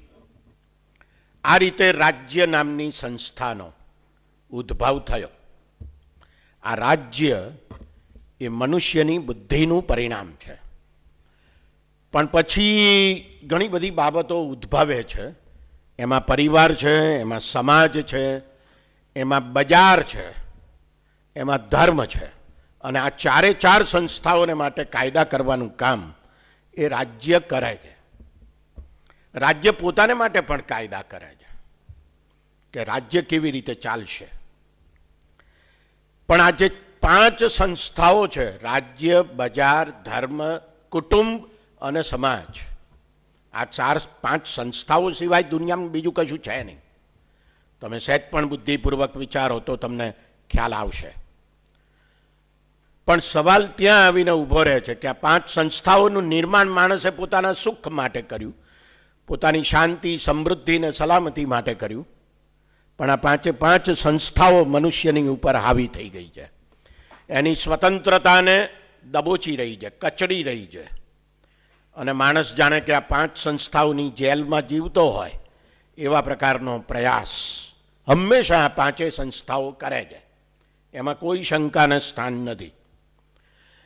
ભારતના બંધારણમાં 1976માં એક સુધારો કરીને ભારતના નાગરિકોની ફરજો લખવામાં આવી. અધિકારો તો લખેલા હતા, પણ એમ કે અધિકારો અને ફરજો બંનેનું સંતુલન સધાય માટે આ ફરજો લખવામાં આવી. પણ એમાં એક ફરજ નથી લખી, અને એ ફરજ એ છે કે દરેક નાગરિકે આગળ જે અધિકારો લખ્યા છે એનું રક્ષણ કરવું એ સૌથી પહેલી ફરજ છે. બાકીની બધી ફરજ પછી. કેમ? શા માટે? આ સવાલ મને ઘણીવાર સતાવતો રહ્યો છે. એ એટલા માટે કે માણસ જો માણસ તરીકે જીવે નહીં અને એ જંતુ તરીકે જીવે તો એનો કશો અર્થ નથી. હું મચ્છરને આમ કરીને મારી નાખું, એમાં રાજ્ય અને આ બજાર, આ ધર્મ અને આ સમાજ અને પરિવાર મને મારી નાખે તો મારા માણસ તરીકેનો અર્થ શું છે એ મને સમજાતું નથી. આ શાને માટે બધું ઊભું કર્યું છે? તુર્કીમાં અને સિરિયામાં ભૂકંપ આવ્યો. હું બધા વિડીયો જોતો હતો. એ મને એક વિડીયોમાં એક નાની બાળકીને કાટમાળમાંથી બહાર કાઢે છે, 4-5 વર્ષની બાળકી, અને પછી એનો પિતા બોલે છે, અલ્લાહે મને બચાયા. અલ્લાહ ભાઈ, આ અલ્લાહ, ગોડ, ઈશ્વર, આ બધાની જે સહકારી મંડળી ચાલે છે એણે તો આ ભૂકંપ કર્યો. આમ આ અલ્લાહ તો તમને મારવા બેઠો છે, આ ઈશ્વર તો તમને મારવા બેઠો છે. તમને બચાવે છે કોણ? એ તો પેલું જેસીબીનું મશીન બચાવે છે. એ તો તમને પેલો મોબાઈલ ફોન બચાવે છે કે જ્યાં તમે અંદર બેઠા છો અને ફોન કરીને કહો છો કે ભાઈ હું અહીંયા જીવતો છું, મને બચાવો. એ તો તમને આ મશીન બચાવે છે. એ કોણે બનાવ્યું છે? એ માણસે બનાવ્યું છે. એ માણસની બુદ્ધિનું પરિણામ છે. કાગડો, કૂતરો, સિંહ, વાઘ, આ બધા આજથી લાખો વર્ષ પહેલા જે રીતે જીવતા હતા લગભગ એ જ રીતે જીવે છે. માણસ નથી જીવતો એ રીતે, અને એ રીતે નથી જીવતો એનું કારણ એની બુદ્ધિ છે. આ બુદ્ધિપૂર્વકનું વર્તન એ મનુષ્યના જીવનને સુખી બનાવવા માટે અત્યંત ઉપયોગી છે. અને એટલે મને એમ લાગે છે કે આપણે જ્યારે રેશનલી વિચારીએ, બુદ્ધિપૂર્વક વિચારીએ, તો આ બધાને ગમતું નથી. આ રાજ્યને ગમતું નથી, આ ધર્મને પણ ગમતું નથી, આ બજારને પણ ગમતું નથી. આપણે બજાર, આજકાલ અદાણીનો ઇસ્યુ ચાલે છે. હવે એમાં તમે બુદ્ધિપૂર્વક સહેજ વાત કરો ને તો તમને એમ કહેવામાં આવે કે આ તો ભારત ઉપરનો હુમલો છે. અલા ભાઈ, તું ક્યારથી તારી જાતને ભારત બનાવવા માંડ્યો? ભારત એટલે તું? ભારત એટલે અદાણી જૂથની કંપનીઓ? ના. અને આ ભારત કોણે બનાવ્યું? આ ભારત નહોતું. 26 જાન્યુઆરી 1950ના રોજ આપણે ભારત બનાવ્યું. એ જે નકશો છે એ આજે છે, એમાં ફેરફાર થઈ ગયો છે. એટલે હું તો ઘણીવાર કહું છું કે દુનિયામાં મોટે ભાગે નકશાઓ બદલાતા રહ્યા છે. 50 વર્ષ પહેલાં, 75 વર્ષ પહેલાં જે ભારત હતું તે આજે નથી. એ પહેલાં 50 વર્ષ પહેલાં જે હતું તે ભારત એના 50 વર્ષ પહેલાં નહોતું. આમ તમે જોતા જાઓ દુનિયાના નકશાઓ, પણ આપણે નકશાઓને એટલો બધો પ્રેમ કરીએ છીએ કે પેલો માણસને પ્રેમ કરવાનો ભૂલી જઈએ છીએ. એટલે યુદ્ધો થાય છે, મારામારી થાય છે, કાપાકાપી થાય છે. પ્રેમ કોને કરવાનો છે? નકશાને કરવાનો છે કે માણસને કરવાનો છે? નકશાઓ તો આજે છે ને કાલે નથી. આ ભારત આજે છે ને કાલે નથી. ના પણ હોય. હું છું, એક માણસ તરીકે છું. અને આ ભારત મેં બનાવ્યું છે. કેમ બનાવ્યું છે? કારણ કે મારી સુખ, શાંતિ, સમૃદ્ધિ ને સલામતી માટે બનાવ્યું છે. એટલે હું ઘણીવાર કહું છું કે હું ભારત માટે છું. ભારત એવું માનવું કે હું ભારત માટે છું એ તદ્દન બુદ્ધિ વગરની વાત છે. આ ભારત મારા માટે છે, કારણ કે ભારત મેં બનાવ્યું છે. દુનિયાના બધા દેશો જેટલા નકશાઓ છે એટલા બધા મનુષ્ય પોતાના અસ્તિત્વને, પોતાની સલામતીને ટકાવવાને માટે બનાવ્યા છે. એટલે જ્યારે આપણે એમ કહીએ કે આ ભારત મારા માટે છે, હું ભારત માટે નથી, તો આપણે દેશદ્રોહી કહેવાઈએ. કેમ? તમને આ દેશ પ્રત્યે પ્રેમ નથી? ના, છે. દુનિયાના દરેક માણસને પોતાના દેશ પ્રત્યે પ્રેમ હોય. જ્યાં એ જન્મ્યો હોય તે એના પ્રત્યે એને પ્રેમ હોય જ. એ સ્વાભાવિક છે. પણ સવાલ એ છે કે મારો આ પ્રેમ જેને તમે દેશભક્તિ કહો છો, જેને તમે રાષ્ટ્રભક્તિ કહો છો, એ મારા અસ્તિત્વના ભોગે કદી હોઈ શકે નહીં. મારું અસ્તિત્વ મારા માટે સૌથી વધારે મહત્વનું છે. આ હું એટલા માટે કહું છું કે જર્મનીના એક ફ્રેન્કફર્ટ સ્કૂલના પ્રોફેસરે આજથી લગભગ 30 વર્ષ પહેલા એક અભ્યાસ કર્યો અને દુનિયાના બધા લશ્કરોનો અભ્યાસ કર્યો. અને એ લશ્કરોમાં જે ફ્રન્ટ લાઇન સોલ્જર્સ છે એ કોણ છે? જે મરવા માટે જાય છે અથવા મારવા માટે જાય છે, એ છે કોણ?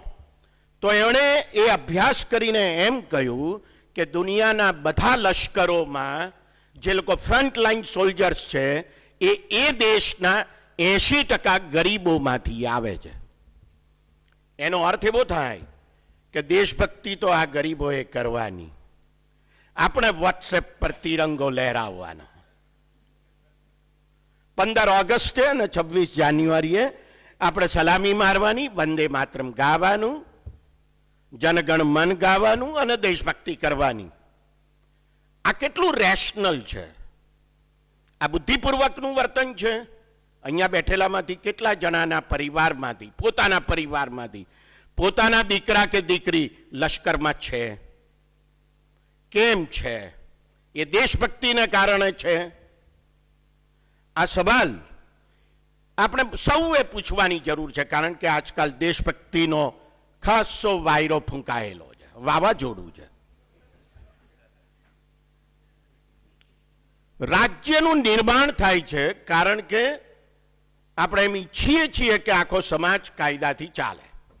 એટલે કાયદાનું શાસન, રૂલ ઓફ લો, એ મહત્વનું છે. સદીઓ સુધી માણસ દુનિયાભરમાં રૂલ બાય લો, કાયદા દ્વારા શાસન, એનાથી જીવ્યો છે. આ રાજા છે અને રાજાને કોઈ કાયદો લાગુ પડે નહીં. રાજા કાયદા બનાવે, તમારા માટે બનાવે. જહાંગીર ધ ગ્રેટ એવું કહેવાય છે ઇતિહાસમાં.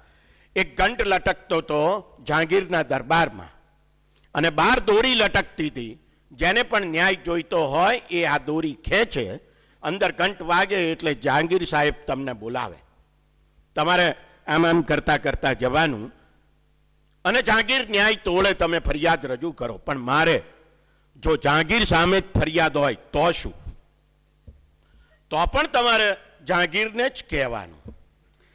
આ ઇરેશનલ બિહેવિયર હતું મનુષ્યનું સદીઓ સુધી. એમાંથી લોકશાહી આવી અને એમાંથી આપણે એ વ્યવસ્થા વિકસાવી કે જો શાસક સામે ફરિયાદ હોય તો તમારે ફરિયાદ ન્યાયતંત્રમાં કરવાની છે, શાસકને નહીં. આ રેશનલ બિહેવિયરમાંથી લોકશાહીનો જન્મ થાય છે. બહુ સદીઓની મહેનત પછી આપણે આ લોકશાહી નામની એક વ્યવસ્થા વિકસાવવાની કોશિશ કરી રહ્યા છીએ. પણ તકલીફ એ છે કે આ કાયદાનું શાસનનો અર્થ એ છે કે કાયદો બધાને માટે છે, કાયદો બધાને માટે લેખિત છે અને આ કાયદામાં પ્રોસિજર લખેલી છે. આમ થાય પછી આમ થાય, પછી આમ થાય, પછી આમ થાય, પછી રાષ્ટ્રપતિ તમને માફ કરે તો તમે જીવતા રહો, નહીં તો નહીં, તમને ફાંસી થાય. આ પ્રોસિજર લખેલી છે. હવે હું ગુનેગાર છું, સવાણી સાહેબ પોલીસ અધિકારી છે અને શાસકને, મુખ્ય પ્રધાનને કે વડાપ્રધાનને એવું લાગે છે કે હું એમને મારવા જઈ રહ્યો છું અને એ સવાણી સાહેબને કહે છે તમે આનું એન્કાઉન્ટર કરી નાખો. આ ઇરેશનલ બિહેવિયર છે, કારણ કે જે કાયદામાં નક્કી થયેલી પ્રોસિજર છે એમાંનું કશું એમાં થતું નથી. એનું ઇરેશનલ બિહેવિયર છે, આનું ઇરેશનલ બિહેવિયર છે, મારો જાન જાય છે. અને આખી દુનિયા પછી એમ સમજે છે કે ના ના આતંકવાદી મરી ગયો. આતંકવાદી નહીં, નાગરિક મરી ગયો. આ સવાલ આજની વ્યવસ્થાને માટે સૌથી વધારે મહત્વનો છે એમ મને લાગે છે. એવી ડાયસી બ્રિટિશ કાયદાશાસ્ત્રી, એણે આ રૂલ ઓફ લોનો સિદ્ધાંત આપ્યો અને એમાં એણે બહુ સરસ મજાની વાત કરી છે. આપણે બધા જ 26 જાન્યુઆરી અને 15 ઓગસ્ટેની એ સિવાય પણ આપણે બધું બોલ્યા કરતા હોઈએ છીએ. શું? તો કે ભારતના બંધારણમાં નાગરિકોને અધિકારો આપવામાં આવ્યા છે, આટલા આટલા. અધિકારો બંધારણે આપણને આપ્યા છે. મૂળભૂત રીતે આ વાત ખોટી છે. બંધારણ આપણને કોઈ અધિકારો આપતું જ નથી.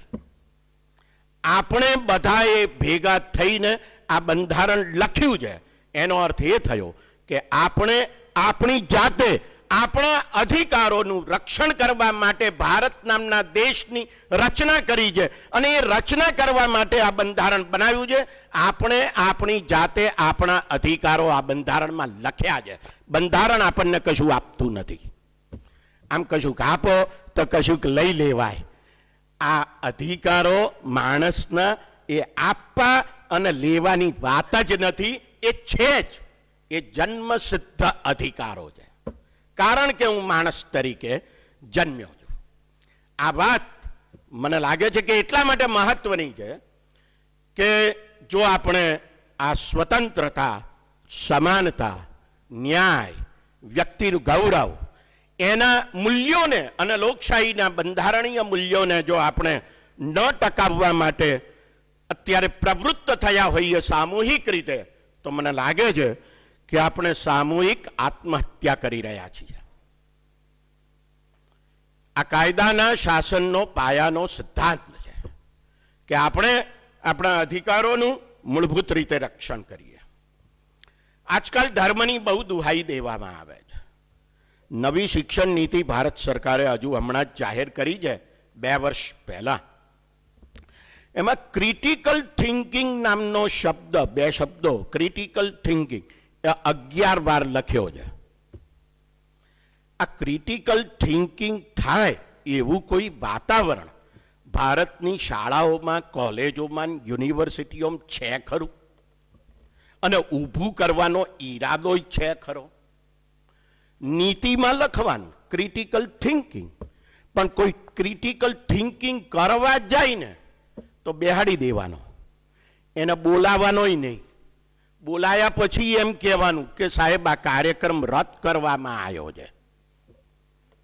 એનો અર્થ શું થાય? કે તમારે ક્રિટિકલ થિંકિંગની આવશ્યકતા જ નથી આ દેશમાં. મૂળભૂત મુદ્દો ત્યાં આવીને ઊભો રહે છે કે માણસ એક વિચાર કરનારું પ્રાણી છે, અને વિચાર કરે છે એટલે એની પાસે ભાષા છે. આ ભાષા છે એટલે એની પાસે અભિવ્યક્તિ છે. અને એટલા માટે આપણે એમ કહીએ છીએ કે વાણી અને અભિવ્યક્તિની સ્વતંત્રતા એ મનુષ્યની મૂળભૂત સ્વતંત્રતા છે. બીજા પ્રાણીઓ પણ પાસે પણ ભાષાઓ છે, એની અભિવ્યક્તિ પણ છે, પણ એ લખાણ નથી જે મનુષ્યની પાસે છે. એટલે મનુષ્ય બાકીના બધા પ્રાણીઓ કરતાં એ રીતે એ જુદો પડે છે. અને એની જુદા પડવાની જે લાક્ષણિકતા છે એને જો આપણે ટકાવી ના શકીએ, એને જો આપણે મજબૂત રીતે વળગી ના શકીએ, તો મને લાગે છે કે આપણે માણસ તરીકે જીવવાને માટે બહુ લાયક રહેતા નથી. અગત્યનો મુદ્દો ત્યાં આવે છે કે મારે કેવી રીતે જીવવું છે. મારે ભયથી સ્વતંત્ર થઈને જીવવું છે. અને મારી અંદર જે સુષુપ્ત શક્તિઓ છે, એ સુષુપ્ત શક્તિઓના વિકાસ કરવાની મને તક મળે એવા પ્રકારનું વાતાવરણ મારે જોઈએ છે. એ બજારમાં હોય, એ સમાજમાં હોય, એ રાજ્યમાં હોય, તો મને મારો વિકાસ કરવાની તક મળે છે, સ્વતંત્ર રીતે તક મળે છે. આ સ્વતંત્રતા અને એમાં સમાનતા, તમને સ્વતંત્રતા હોય ને મને સ્વતંત્રતા ના હોય એને સ્વતંત્રતા ના કહેવાય. સ્વતંત્રતાની અંદર સમાનતા હોવી જોઈએ. એટલે સ્વતંત્રતા એ સુપ્રીમ વેલ્યુ છે. આ સુપ્રીમ વેલ્યુને આપણે ટકાવવાનું છે. એ સૌથી વધારે બુદ્ધિપૂર્વકનું વર્તન કહેવાય. મુસીબત એ છે કે આજકાલ દુનિયાભરમાં કંપનીઓ મોટી થઈ રહી છે, નાની નહીં, ટુકડા નથી થઈ રહ્યા, પણ કંપનીઓ મોટી થઈ રહી છે. ટેક ઓવર્સ થાય છે, એમાલ્ગમેશન્સ થાય છે, મર્જર્સ એન્ડ એક્વિઝિશન્સ થાય છે. જેમ કંપનીઓ વધારે મોટી એમ વધારે સરમુખ હથિયારશાહી. કોઈ પણ કંપનીની અંદર ક્રિટિકલ થિંકિંગ કરવા માટેનો અવકાશ હોતો જ નથી. એ ક્રિટિકલ થિંકિંગ ત્યારે થઈ શકે, વિશ્લેષણાત્મક વિચાર ત્યારે થઈ શકે કે જ્યારે એની આઝાદી હોય. કંપનીને નફો કરવાની જ આઝાદી છે, એ સિવાય બીજી કોઈ આઝાદી નથી. એટલે ગ્લુકોઝના બાટલામાં ગ્લુકોઝ હોવો જરૂરી નથી. તમે મરી જાઓ એમાં મારી રેશનાલિટી છે નફાની. તમે મરી જાઓ એમાં મારી નફાની રેશનાલિટી છે, પણ મારે જીવવું છે માટે મારે આ બજારને રાજ્ય દ્વારા એના કાયદા દ્વારા વધારે રેશનલ બનાવવું છે. આ રાજ્યના કાયદાની ભૂમિકા છે. અને એટલે જ્યારે એમ કહેવામાં આવે રાજ્ય દ્વારા કે વિકાસ કરવો છે, તો ભાઈ મારો વિકાસ કરવાનો હોય તો તમે મને પૂછો તો ખરા કે મારે તારો વિકાસ કરવો છે, બોલ કેવી રીતે કરું? આ તો તમે મારો વિકાસ કરો અને મને પૂછ્યા વગર તમે મારો વિકાસ કરો. મારે નાય કરવો હોય એવું બને ખરું કે નહીં? રસ્તો છે, રસ્તાની વચ્ચે રસ્તો છે, એની વચ્ચે બસ સ્ટેન્ડ છે 1.5 કરોડ રૂપિયાનું. મને પૂછો તો ખરા, હું ભારતનો નાગરિક અમદાવાદમાં રહું છું, આટલો મોંઘો આ પ્રોજેક્ટ કરી શકાય કે નહીં, કરવો જોઈએ કે નહીં? અરે ભાઈ તમે પાવર પ્રોન્ટ કરીને બતાવો સેપ્ટ યુનિવર્સિટીઓના પ્રોફેસરો દ્વારા, મને વાંધો નથી. પછી બહુમતીથી નિર્ણય લો. અમદાવાદની પ્રજા એમ કહેતી હોય કે આ BRTS કરવા જેવું છે તો કરો, પણ પૂછો તો ખરા, અમને કહો તો ખરા. અમને કહેવામાં આવતું નથી. પૂછવાની તો વાત જ બાજુ પર મૂકો. તો એનો અર્થ એવો થયો કે હું મત આપું પછી સૂઈ જવું, અથવા તમને એમ કહેવામાં આવે કે તમે સૂઈ જાઓ, હું જાગું છું, પછી 5 વર્ષે જાગું, મત આપું, વળી પાછો સૂઈ જાઉં, તો આ સૂવાની ને જાગવાની જે પ્રક્રિયા છે એ લોકશાહીની પ્રક્રિયા નથી, એ બુદ્ધિપૂર્વકના વર્તનની પ્રક્રિયા નથી. એટલે વિકાસ કોનો કરવાનો, ક્યારે કરવાનો, કેટલો કરવાનો અને કેવી રીતે કરવાનો? આ બધા સવાલો મને એમ લાગે છે કે વિકાસના સંદર્ભમાં, બજારના સંદર્ભમાં સૌથી વધારે મહત્વના છે. આ રાજ્ય અને આ બજાર બંને ભેગા થઈ ગયા છે. કાર્લ માર્ક્સ કહેતા હતા એમ, એની ભાષા જરા જુદી છે, પણ આ બંને ભેગા થઈ ગયેલા છે, બંને ભેગા છે જ. આ બંનેમાંથી માણસને મુક્તિ જોઈએ છે, બંનેમાંથી માણસને આઝાદી જોઈએ છે. અને એ આઝાદી એ રેશનલ વર્તનથી જ આવી શકે. આજકાલ બધા વારે વારે આવું કહે છે, આપણી મહાન હિન્દુ સંસ્કૃતિ છે તે ફરજ આધારિત સંસ્કૃતિ છે. દરેક માણસે પોતાની ફરજ બજાવવી જોઈએ. એકવાર એવા મહાન માણસને મેં સવાલ પૂછ્યો કે સાહેબ મારી ફેક્ટરી છે, એમાં આપ કામદાર છો, રાજ્ય કાયદો કર્યો છે કે લઘુત્તમ વેતન 300 રૂપિયા આપવું, અને હું ફેક્ટરીના માલિક તરીકે તમને 200 રૂપિયા આપું છું, મારી ફરજ છે તમને 300 રૂપિયા આપવાની, પણ હું તમને 300 આપતો નથી, તમને 200 આપું છું, તો તમારે તમારા અધિકાર માટે લડવાનું કે નહીં? આ સવાલનો જવાબ આ ફરજ આધારિત સંસ્કૃતિના મહાન માણસ પાસે નહોતો. અધિકાર માટે લડવું એ સૌથી વધારે મહત્વની બાબત છે, અને એ સૌથી વધારે રેશનલ છે. એટલે રાજ્ય અને આ બધી કંપનીઓ, દુનિયાભરમાં લગભગ 80,000 જેટલી મલ્ટીનેશનલ કંપનીઓ છે, અને એમાંની 1,000 જેટલી કંપનીઓ એવી છે કે જે કંપનીઓના બજેટ એ દુનિયાના 110 દેશોના બજેટ કરતાં વધારે છે. ગુજરાત સરકારનું બજેટ 2,45,000 કરોડ રૂપિયાનું છે. હમણાં આવશે હવે 5-10 દિવસમાં, જરા જોજો, બરાબર? અને સામે તમે જોઈ લો કે અદાણી ને અંબાણીની પોતાની સંપત્તિ કેટલી છે. કોણ કોના પર રાજ કરે છે? આ વાત આપણે એક વિચારવાની જરૂર છે. આપણે વિચારતા નથી, અને પરિણામ એ આવે છે કે જે કંઈ બની રહ્યું છે એને આપણે સ્વીકારી લઈએ છીએ કે આમ જ થાય, આમ જ થશે. આ નિયતિવાદ છે, આ ડિટર્મિનિઝમ છે, અને આ જે નિયતિવાદ છે એ નિયતિવાદને આપણે પડકાર ફેંકવાની બહુ જ મોટી આવશ્યકતા છે. અને આ સંદર્ભમાં મને એમ લાગે છે કે શું આ દેશમાં કોઈ ધર્મની, અથવા આખી દુનિયામાં કોઈ ધર્મની, જેને આપણે હિન્દુ, ઇસ્લામ, ક્રિશ્ચિયાનિટી જૈનિઝમ, બુદ્ધિઝમ, તાઓઇઝમ વગેરે કહીએ છીએ એની કોઈ આવશ્યકતા છે કે કેમ? મને એમ લાગે છે કે 10મી ડિસેમ્બર 1948ના રોજ યુનાઇટેડ નેશન્સની જનરલ એસેમ્બલીએ માનવ અધિકારોની જે સાર્વત્રિક ઘોષણા કરી છે, universal declaration of human rights, મને લાગે છે કે દુનિયાનો સૌથી મોટો ધર્મ અત્યારે જો કોઈ હોવો જોઈએ તો એ આ ઘોષણા હોવી જોઈએ. એની 30 કલમો એ પેલા 10 કમાન્ડમેન્ટ્સ કરતાં વધારે મોટી છે કે જેમાં મનુષ્યના અધિકારને સૌથી વધારે મહત્વનો લેખવામાં આવ્યો છે. અને એ મનુષ્ય તરીકે જીવે એ જ સૌથી વધારે મહત્વની બાબત છે. પણ આપણે એટલા બધા ધર્મોમાં, જ્ઞાતિઓમાં અને પ્રદેશોમાં પડ્યા છીએ કે જેની કોઈ સીમા નથી. અને તકલીફ સૌથી વધારે એ છે કે આ જે રાજ્ય છે તે આવી અંધશ્રદ્ધાને પોષે તેવું છે. એ અંધશ્રદ્ધાને આગળ વધારે છે, એ અંધશ્રદ્ધાને વધારે મજબૂત કરે છે. એટલે રાજ્ય જેનું કામ જ બુદ્ધિને આગળ વધારવાનું છે, એ ખરેખર એ આ અંધશ્રદ્ધાને વધારે આગળ વધારે છે અને મજબૂત કરી રહ્યું છે. આની સામે લડવાનું છે. આ લડવું એ સૌથી વધારે મહત્વની બાબત છે. ભક્તિ કરવી એ વધારે મહત્વની બાબત નથી. 26 નવેમ્બર 1949ના રોજ જ્યારે આપણું બંધારણ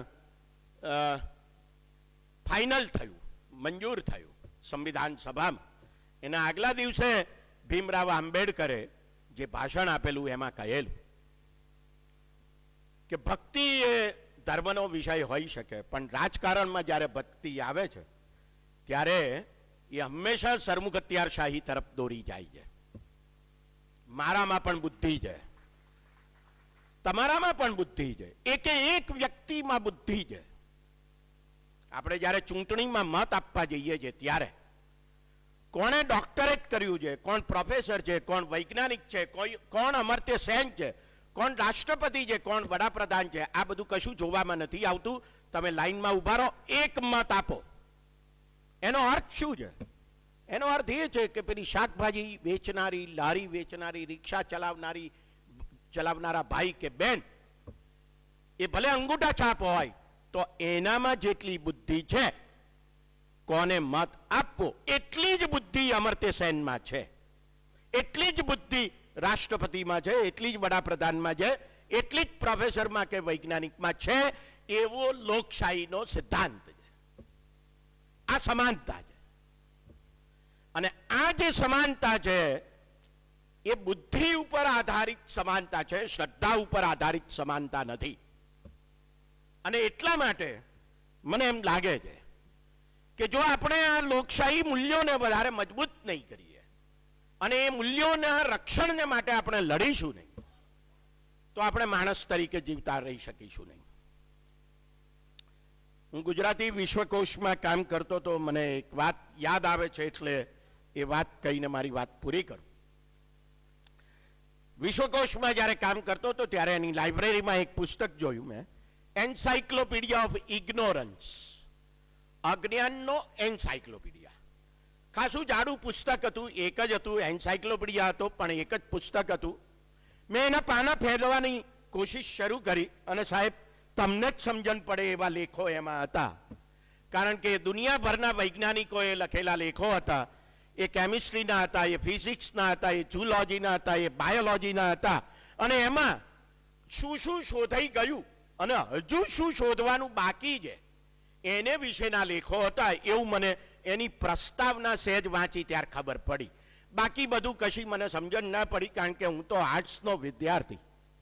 પણ એ પુસ્તકના પહેલા પાના ઉપર, એટલે એના ટાઇટલ પેજ ઉપર આઇન્સ્ટાઈનનું એક વાક્ય લખેલું, અને આ બુદ્ધિપૂર્વકનું વાક્ય છે અને એ મારા મનમાં જડાઈ ગયું. વાક્ય આવું છે: If most of us are ashamed of shabby clothes and shoddy furniture, if most of us are ashamed of shabby clothes and shoddy furniture, let us be more ashamed of shabby ideas and shoddy philosophies. Thank you very much.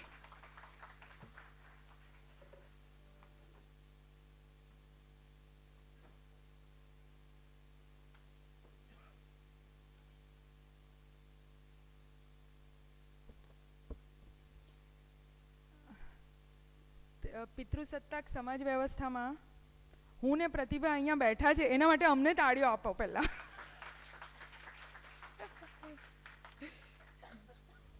સ્ત્રીના અથાગ પરિશ્રમ અને મહેનતને પણ પુરુષાર્થ જેવું પુરુષવાચક નામ શું કામ?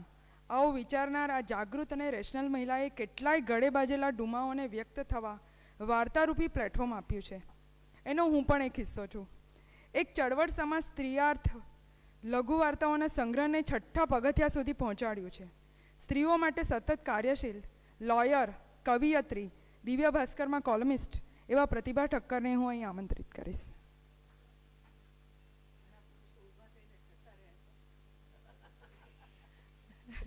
પુરુષો ઊભા થઈને જતા ના રહેશો.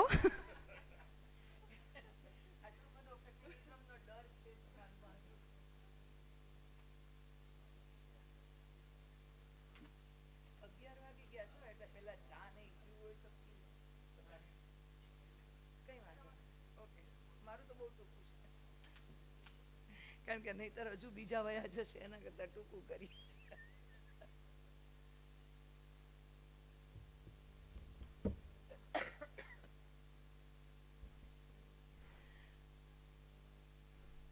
સારું છે કે અહીંયા 4-5 બહેનો છે એ નથી ગઈ.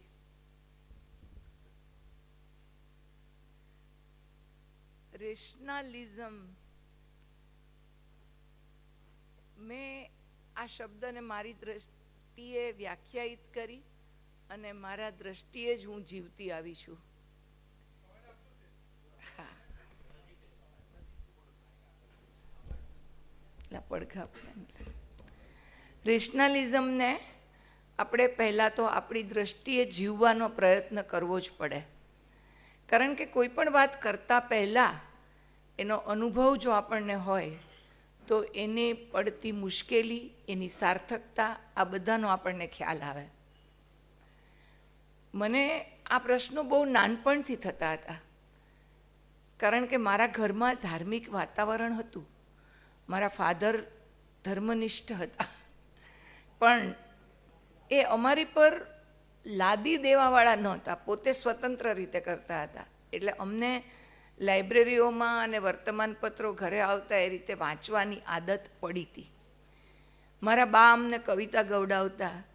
એ કવિતા મારા રેશનાલિઝમનો પાયો છે કે તારે મંદિરીએ દીપ ધરવાને જાવું ઠીક નહીં અમને, જ્યાં જ્યાં વિશ્વ મહી અંધારું ત્યાં ધરશું દીપક તમને.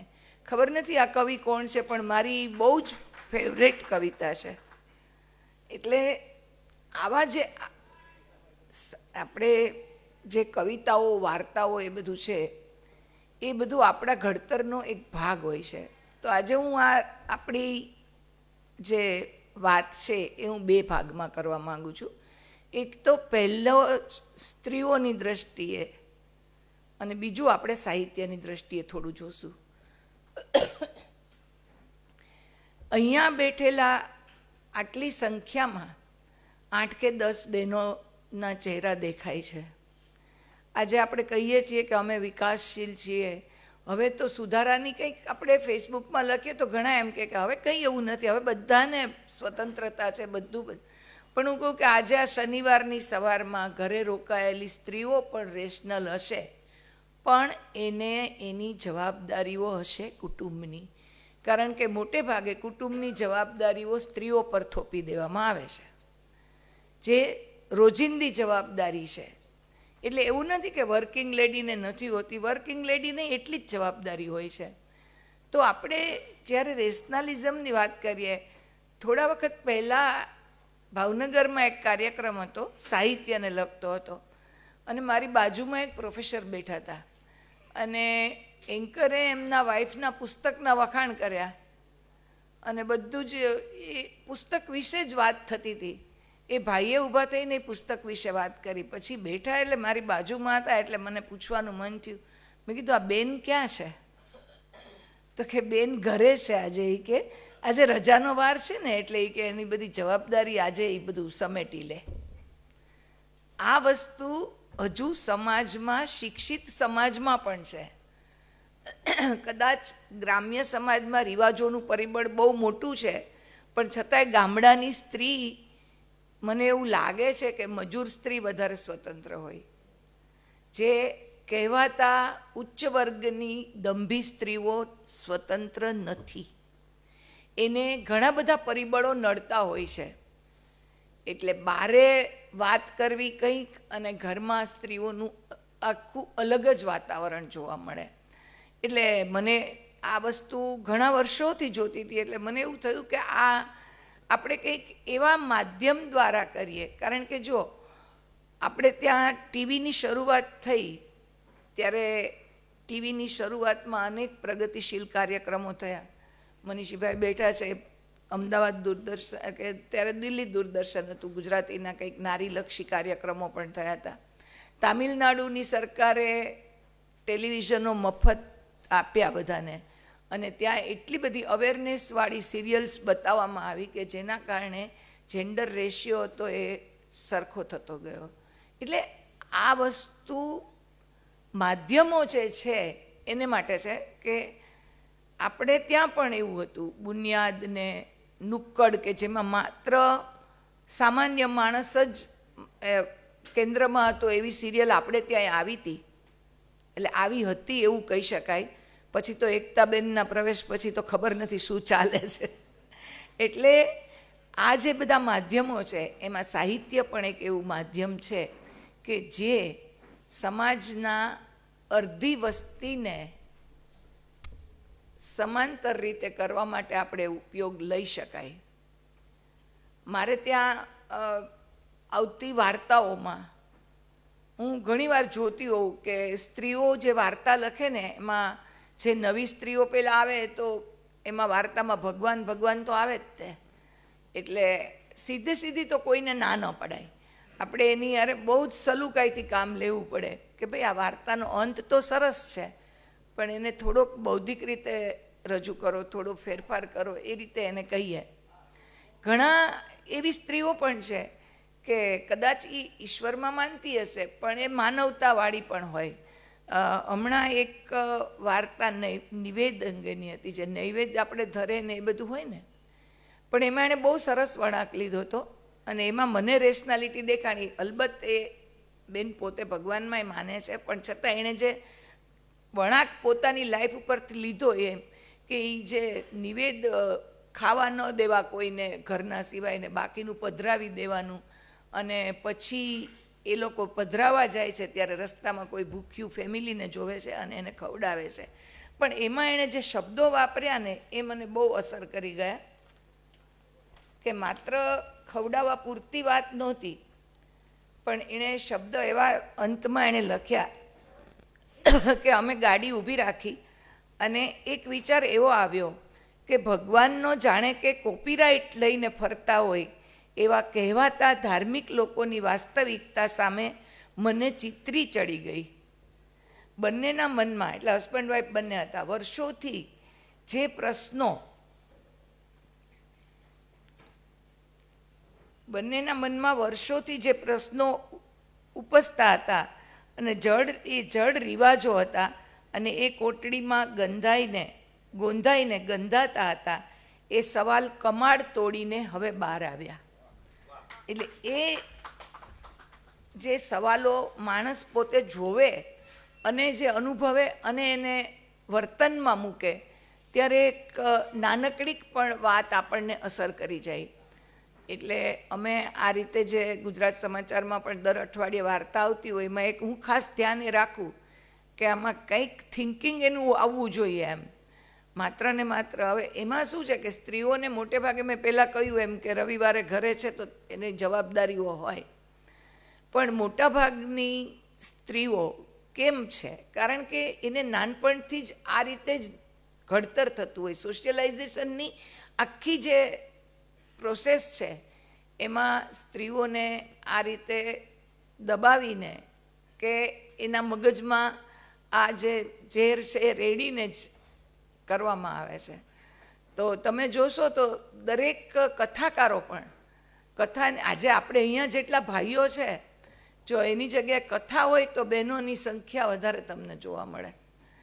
તો એ કથા એકચ્યુઅલી તો શું હતું કે નિરક્ષર લોકો હતા ત્યારે એક જણ કથા વાંચે ને બાકી બધા સાંભળે, એમાં ધાર્મિક વસ્તુ હશે કે મોટિવેશનલ પણ હશે, પણ એને ધંધો બનાવી દેવામાં આવ્યો. કારણ કે ધર્મ આફ્ટર ઓલ એક અફીણ છે, એવું માર્ક્સે પણ કીધું. તો એ જે ધંધો બનીને હવે જે રીતે આપણે અત્યારે જોઈએ છે, આ કોર્પોરેટ કથાકારો બધા, એ કથાકારોનો એક મોટી કંપની જેટલો વ્યવસાય ચાલે છે. એટલે એમાં એ લોકો કાયમ માટે સીતા ને અહલ્યા ને આવા જ આદર્શો આપે. એટલે નાનપણથી જ જો આ બધું સાંભળીને મોટી થયેલી સ્ત્રીઓ હોય, એ ક્રાંતિ ન કરી શકે. કારણ કે એનામાં વિચાર બીજું તો કાંઈ આવ્યું જ નથી, કારણ કે બીજા પુસ્તકો નથી વાંચ્યા, નથી ઘરમાંથી કશું મળ્યું. તો એ પછી એ આ વિધિ વિધાનમાં જ પડી રહે. અને આ વિધિ વિધાનો એટલા બધા વ્યાવસાયિક રીતે એ લોકોએ ગોઠવી દીધા છે અને લોકોના મગજમાં ફિટ કરી દીધા છે કે એમાંથી બહાર લાવવી બહુ અઘરું છે.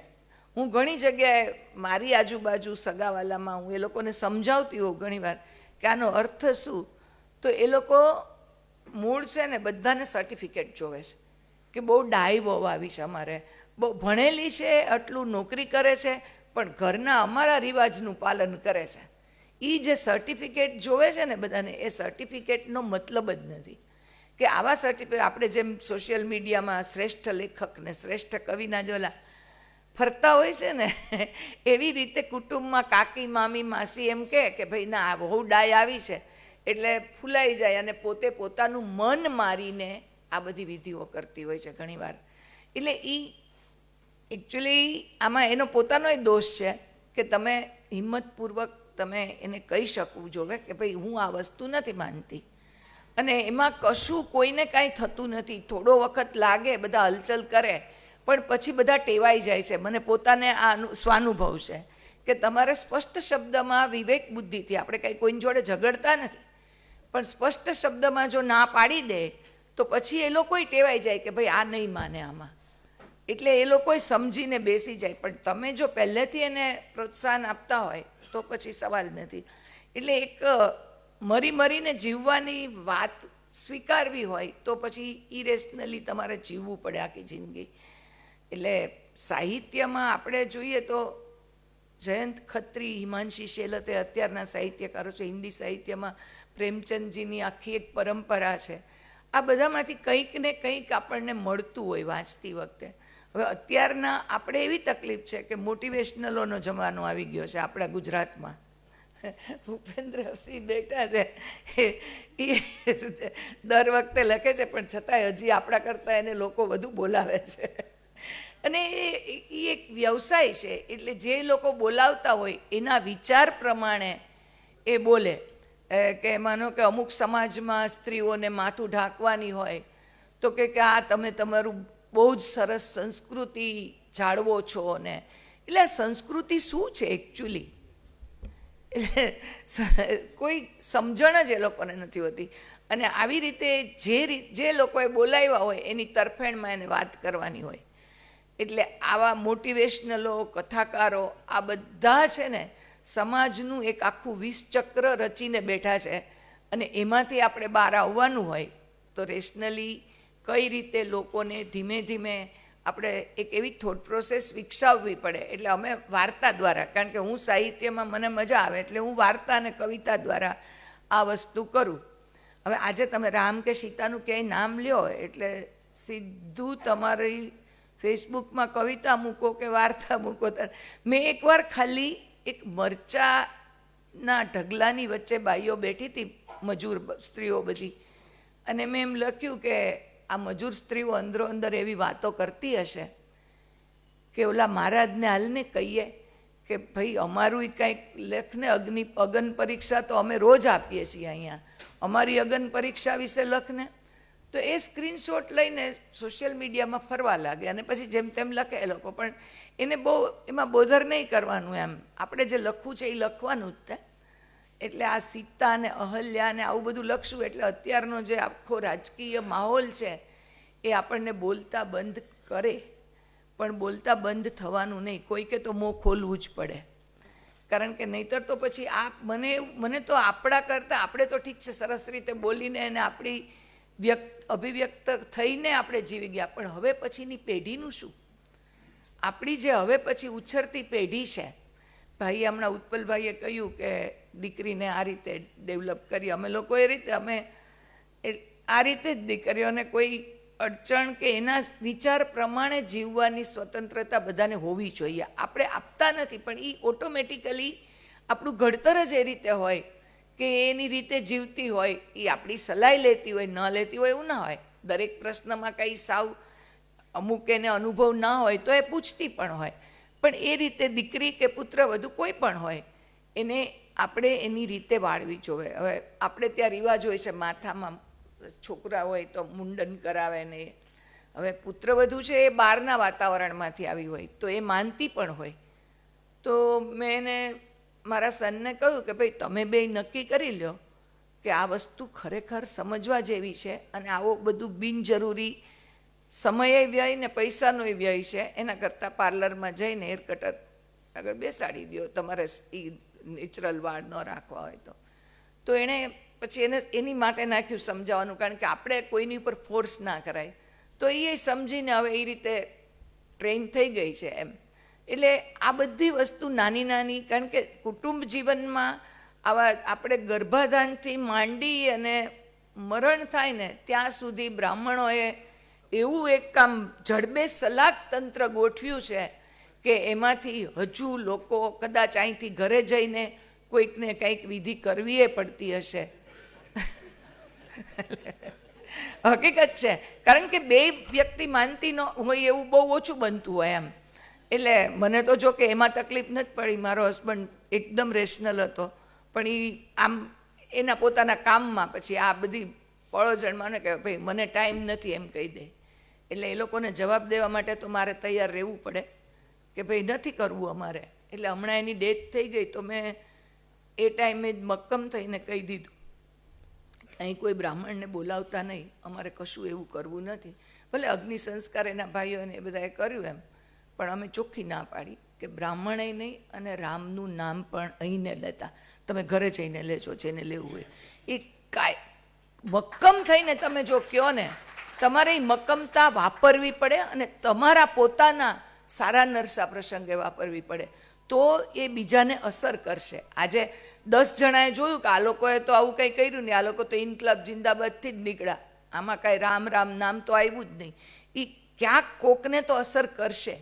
અને આ જે દંભની પરંપરા છે એ તોડવી રહી અને પોતાના દ્વારા તોડવાની કોઈ સર્ટિફિકેટ આપણે એ લોકોના જોઈતા નથી.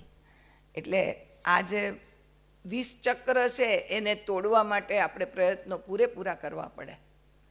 એટલે મને એવું લાગે છે કે સ્ત્રીઓ માટે અમે જ્યાં સ્ત્રીયાર્થ દ્વારા કરીએ છીએ એમાં એવી કવિતાઓ, એવી વાર્તાઓ અમે લઈએ કે જેનાથી જે બીજા લોકો વાંચે સરળ શબ્દમાં હોય. કોઈ વાર્તાની ટેકનિક, પાછા વિવેચકો તો માથે ટીંગાતા જ હોય તમે વાર્તા મૂકો એટલે કે આમાં આમ છે ને આમાં તેમ છે.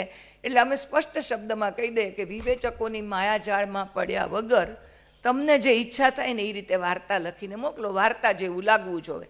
પછી અમે એને લેખક મંડળ દ્વારા અમને બહુ જ સપોર્ટ કર્યો અને સ્ત્રીયાર્થ શબ્દને સ્વીકારનારા ઘણા પુરુષ દોસ્તો છે. અને એમાંય સ્ત્રીયાર્થ શબ્દ સામે વાંધો વાળવાવાળા પણ હતા કે સ્ત્રીયાર્થ વ્યાકરણની દ્રષ્ટિએ નથી. ત્યારે મનીષીભાઈએ જવાબ આપ્યો હતો કે વ્યાકરણ એ પુરુષોએ જ રચેલું છે. એટલે આ શાબ્દિક જે ઝાડ છે એ તોડવાનો અમે સ્ત્રીયાર્થ દ્વારા પ્રયાસ કરીએ છીએ અને બહુ જ સરસ સપોર્ટ મને મળે છે. આ બધા છે એમાં જાગુ ને બધા છે અને બધા સરસ લખે છે. એટલે અમે ચોખ્ખું કહીએ છીએ કે આ સીતા મારી રોલ મોડેલ ક્યારેય નહોતી, છતાં મને ભાવે છે સીતાફળ, હું ખાઉં ને તનેય ખવડાવું, ચલ મોઢું ખોલ. પછી કરીએ પેલી ઉર્મિલાને કોલ કે હવે તો તારું મોઢું ખોલ. Thank you. આખી કવિતા પછી ક્યારેક.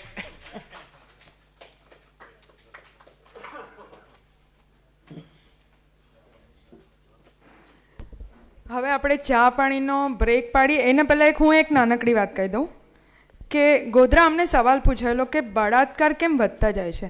તો એના માટે જાવેદ અખ્તરે એક રેખતામાં એક સુંદર વાત કરી હતી કે આપણે અહીંયા છે ને સ્ત્રી અને પુરુષોને જુદા જુદા જ રાખવામાં આવે છે. નાનપણથી એ લોકો સાથે મળીને વાતો કરે એવું વાતાવરણ જ રચવામાં નથી આવતું. એટલે પુરુષો કે યુવકો કે છોકરાઓ સ્ત્રીને હંમેશા શરીરથી જ જોવે છે, એના મનને ક્યારેય નથી જોતા. એટલે જેટલું બને એટલું એ લોકો વચ્ચે સંવાદ થાય એ જરૂરી છે. એમાં કોઈ વહેમ નહીં નાખવાનો કે આ બે વચ્ચે અરે હશે તોય શું, તમારા બાપાનું શું જવાનું છે, એમની ઈચ્છા પ્રમાણે જીવવા દો ને. બરોબર. તો આ રીતેનું મુક્ત વાતાવરણ સર્જાય એવું એટલીસ્ટ અહીંના લોકો પાસે તો હું આશા રાખીશ. ચાલો આપણે ચા પાણી માટે બ્રેક લઈએ.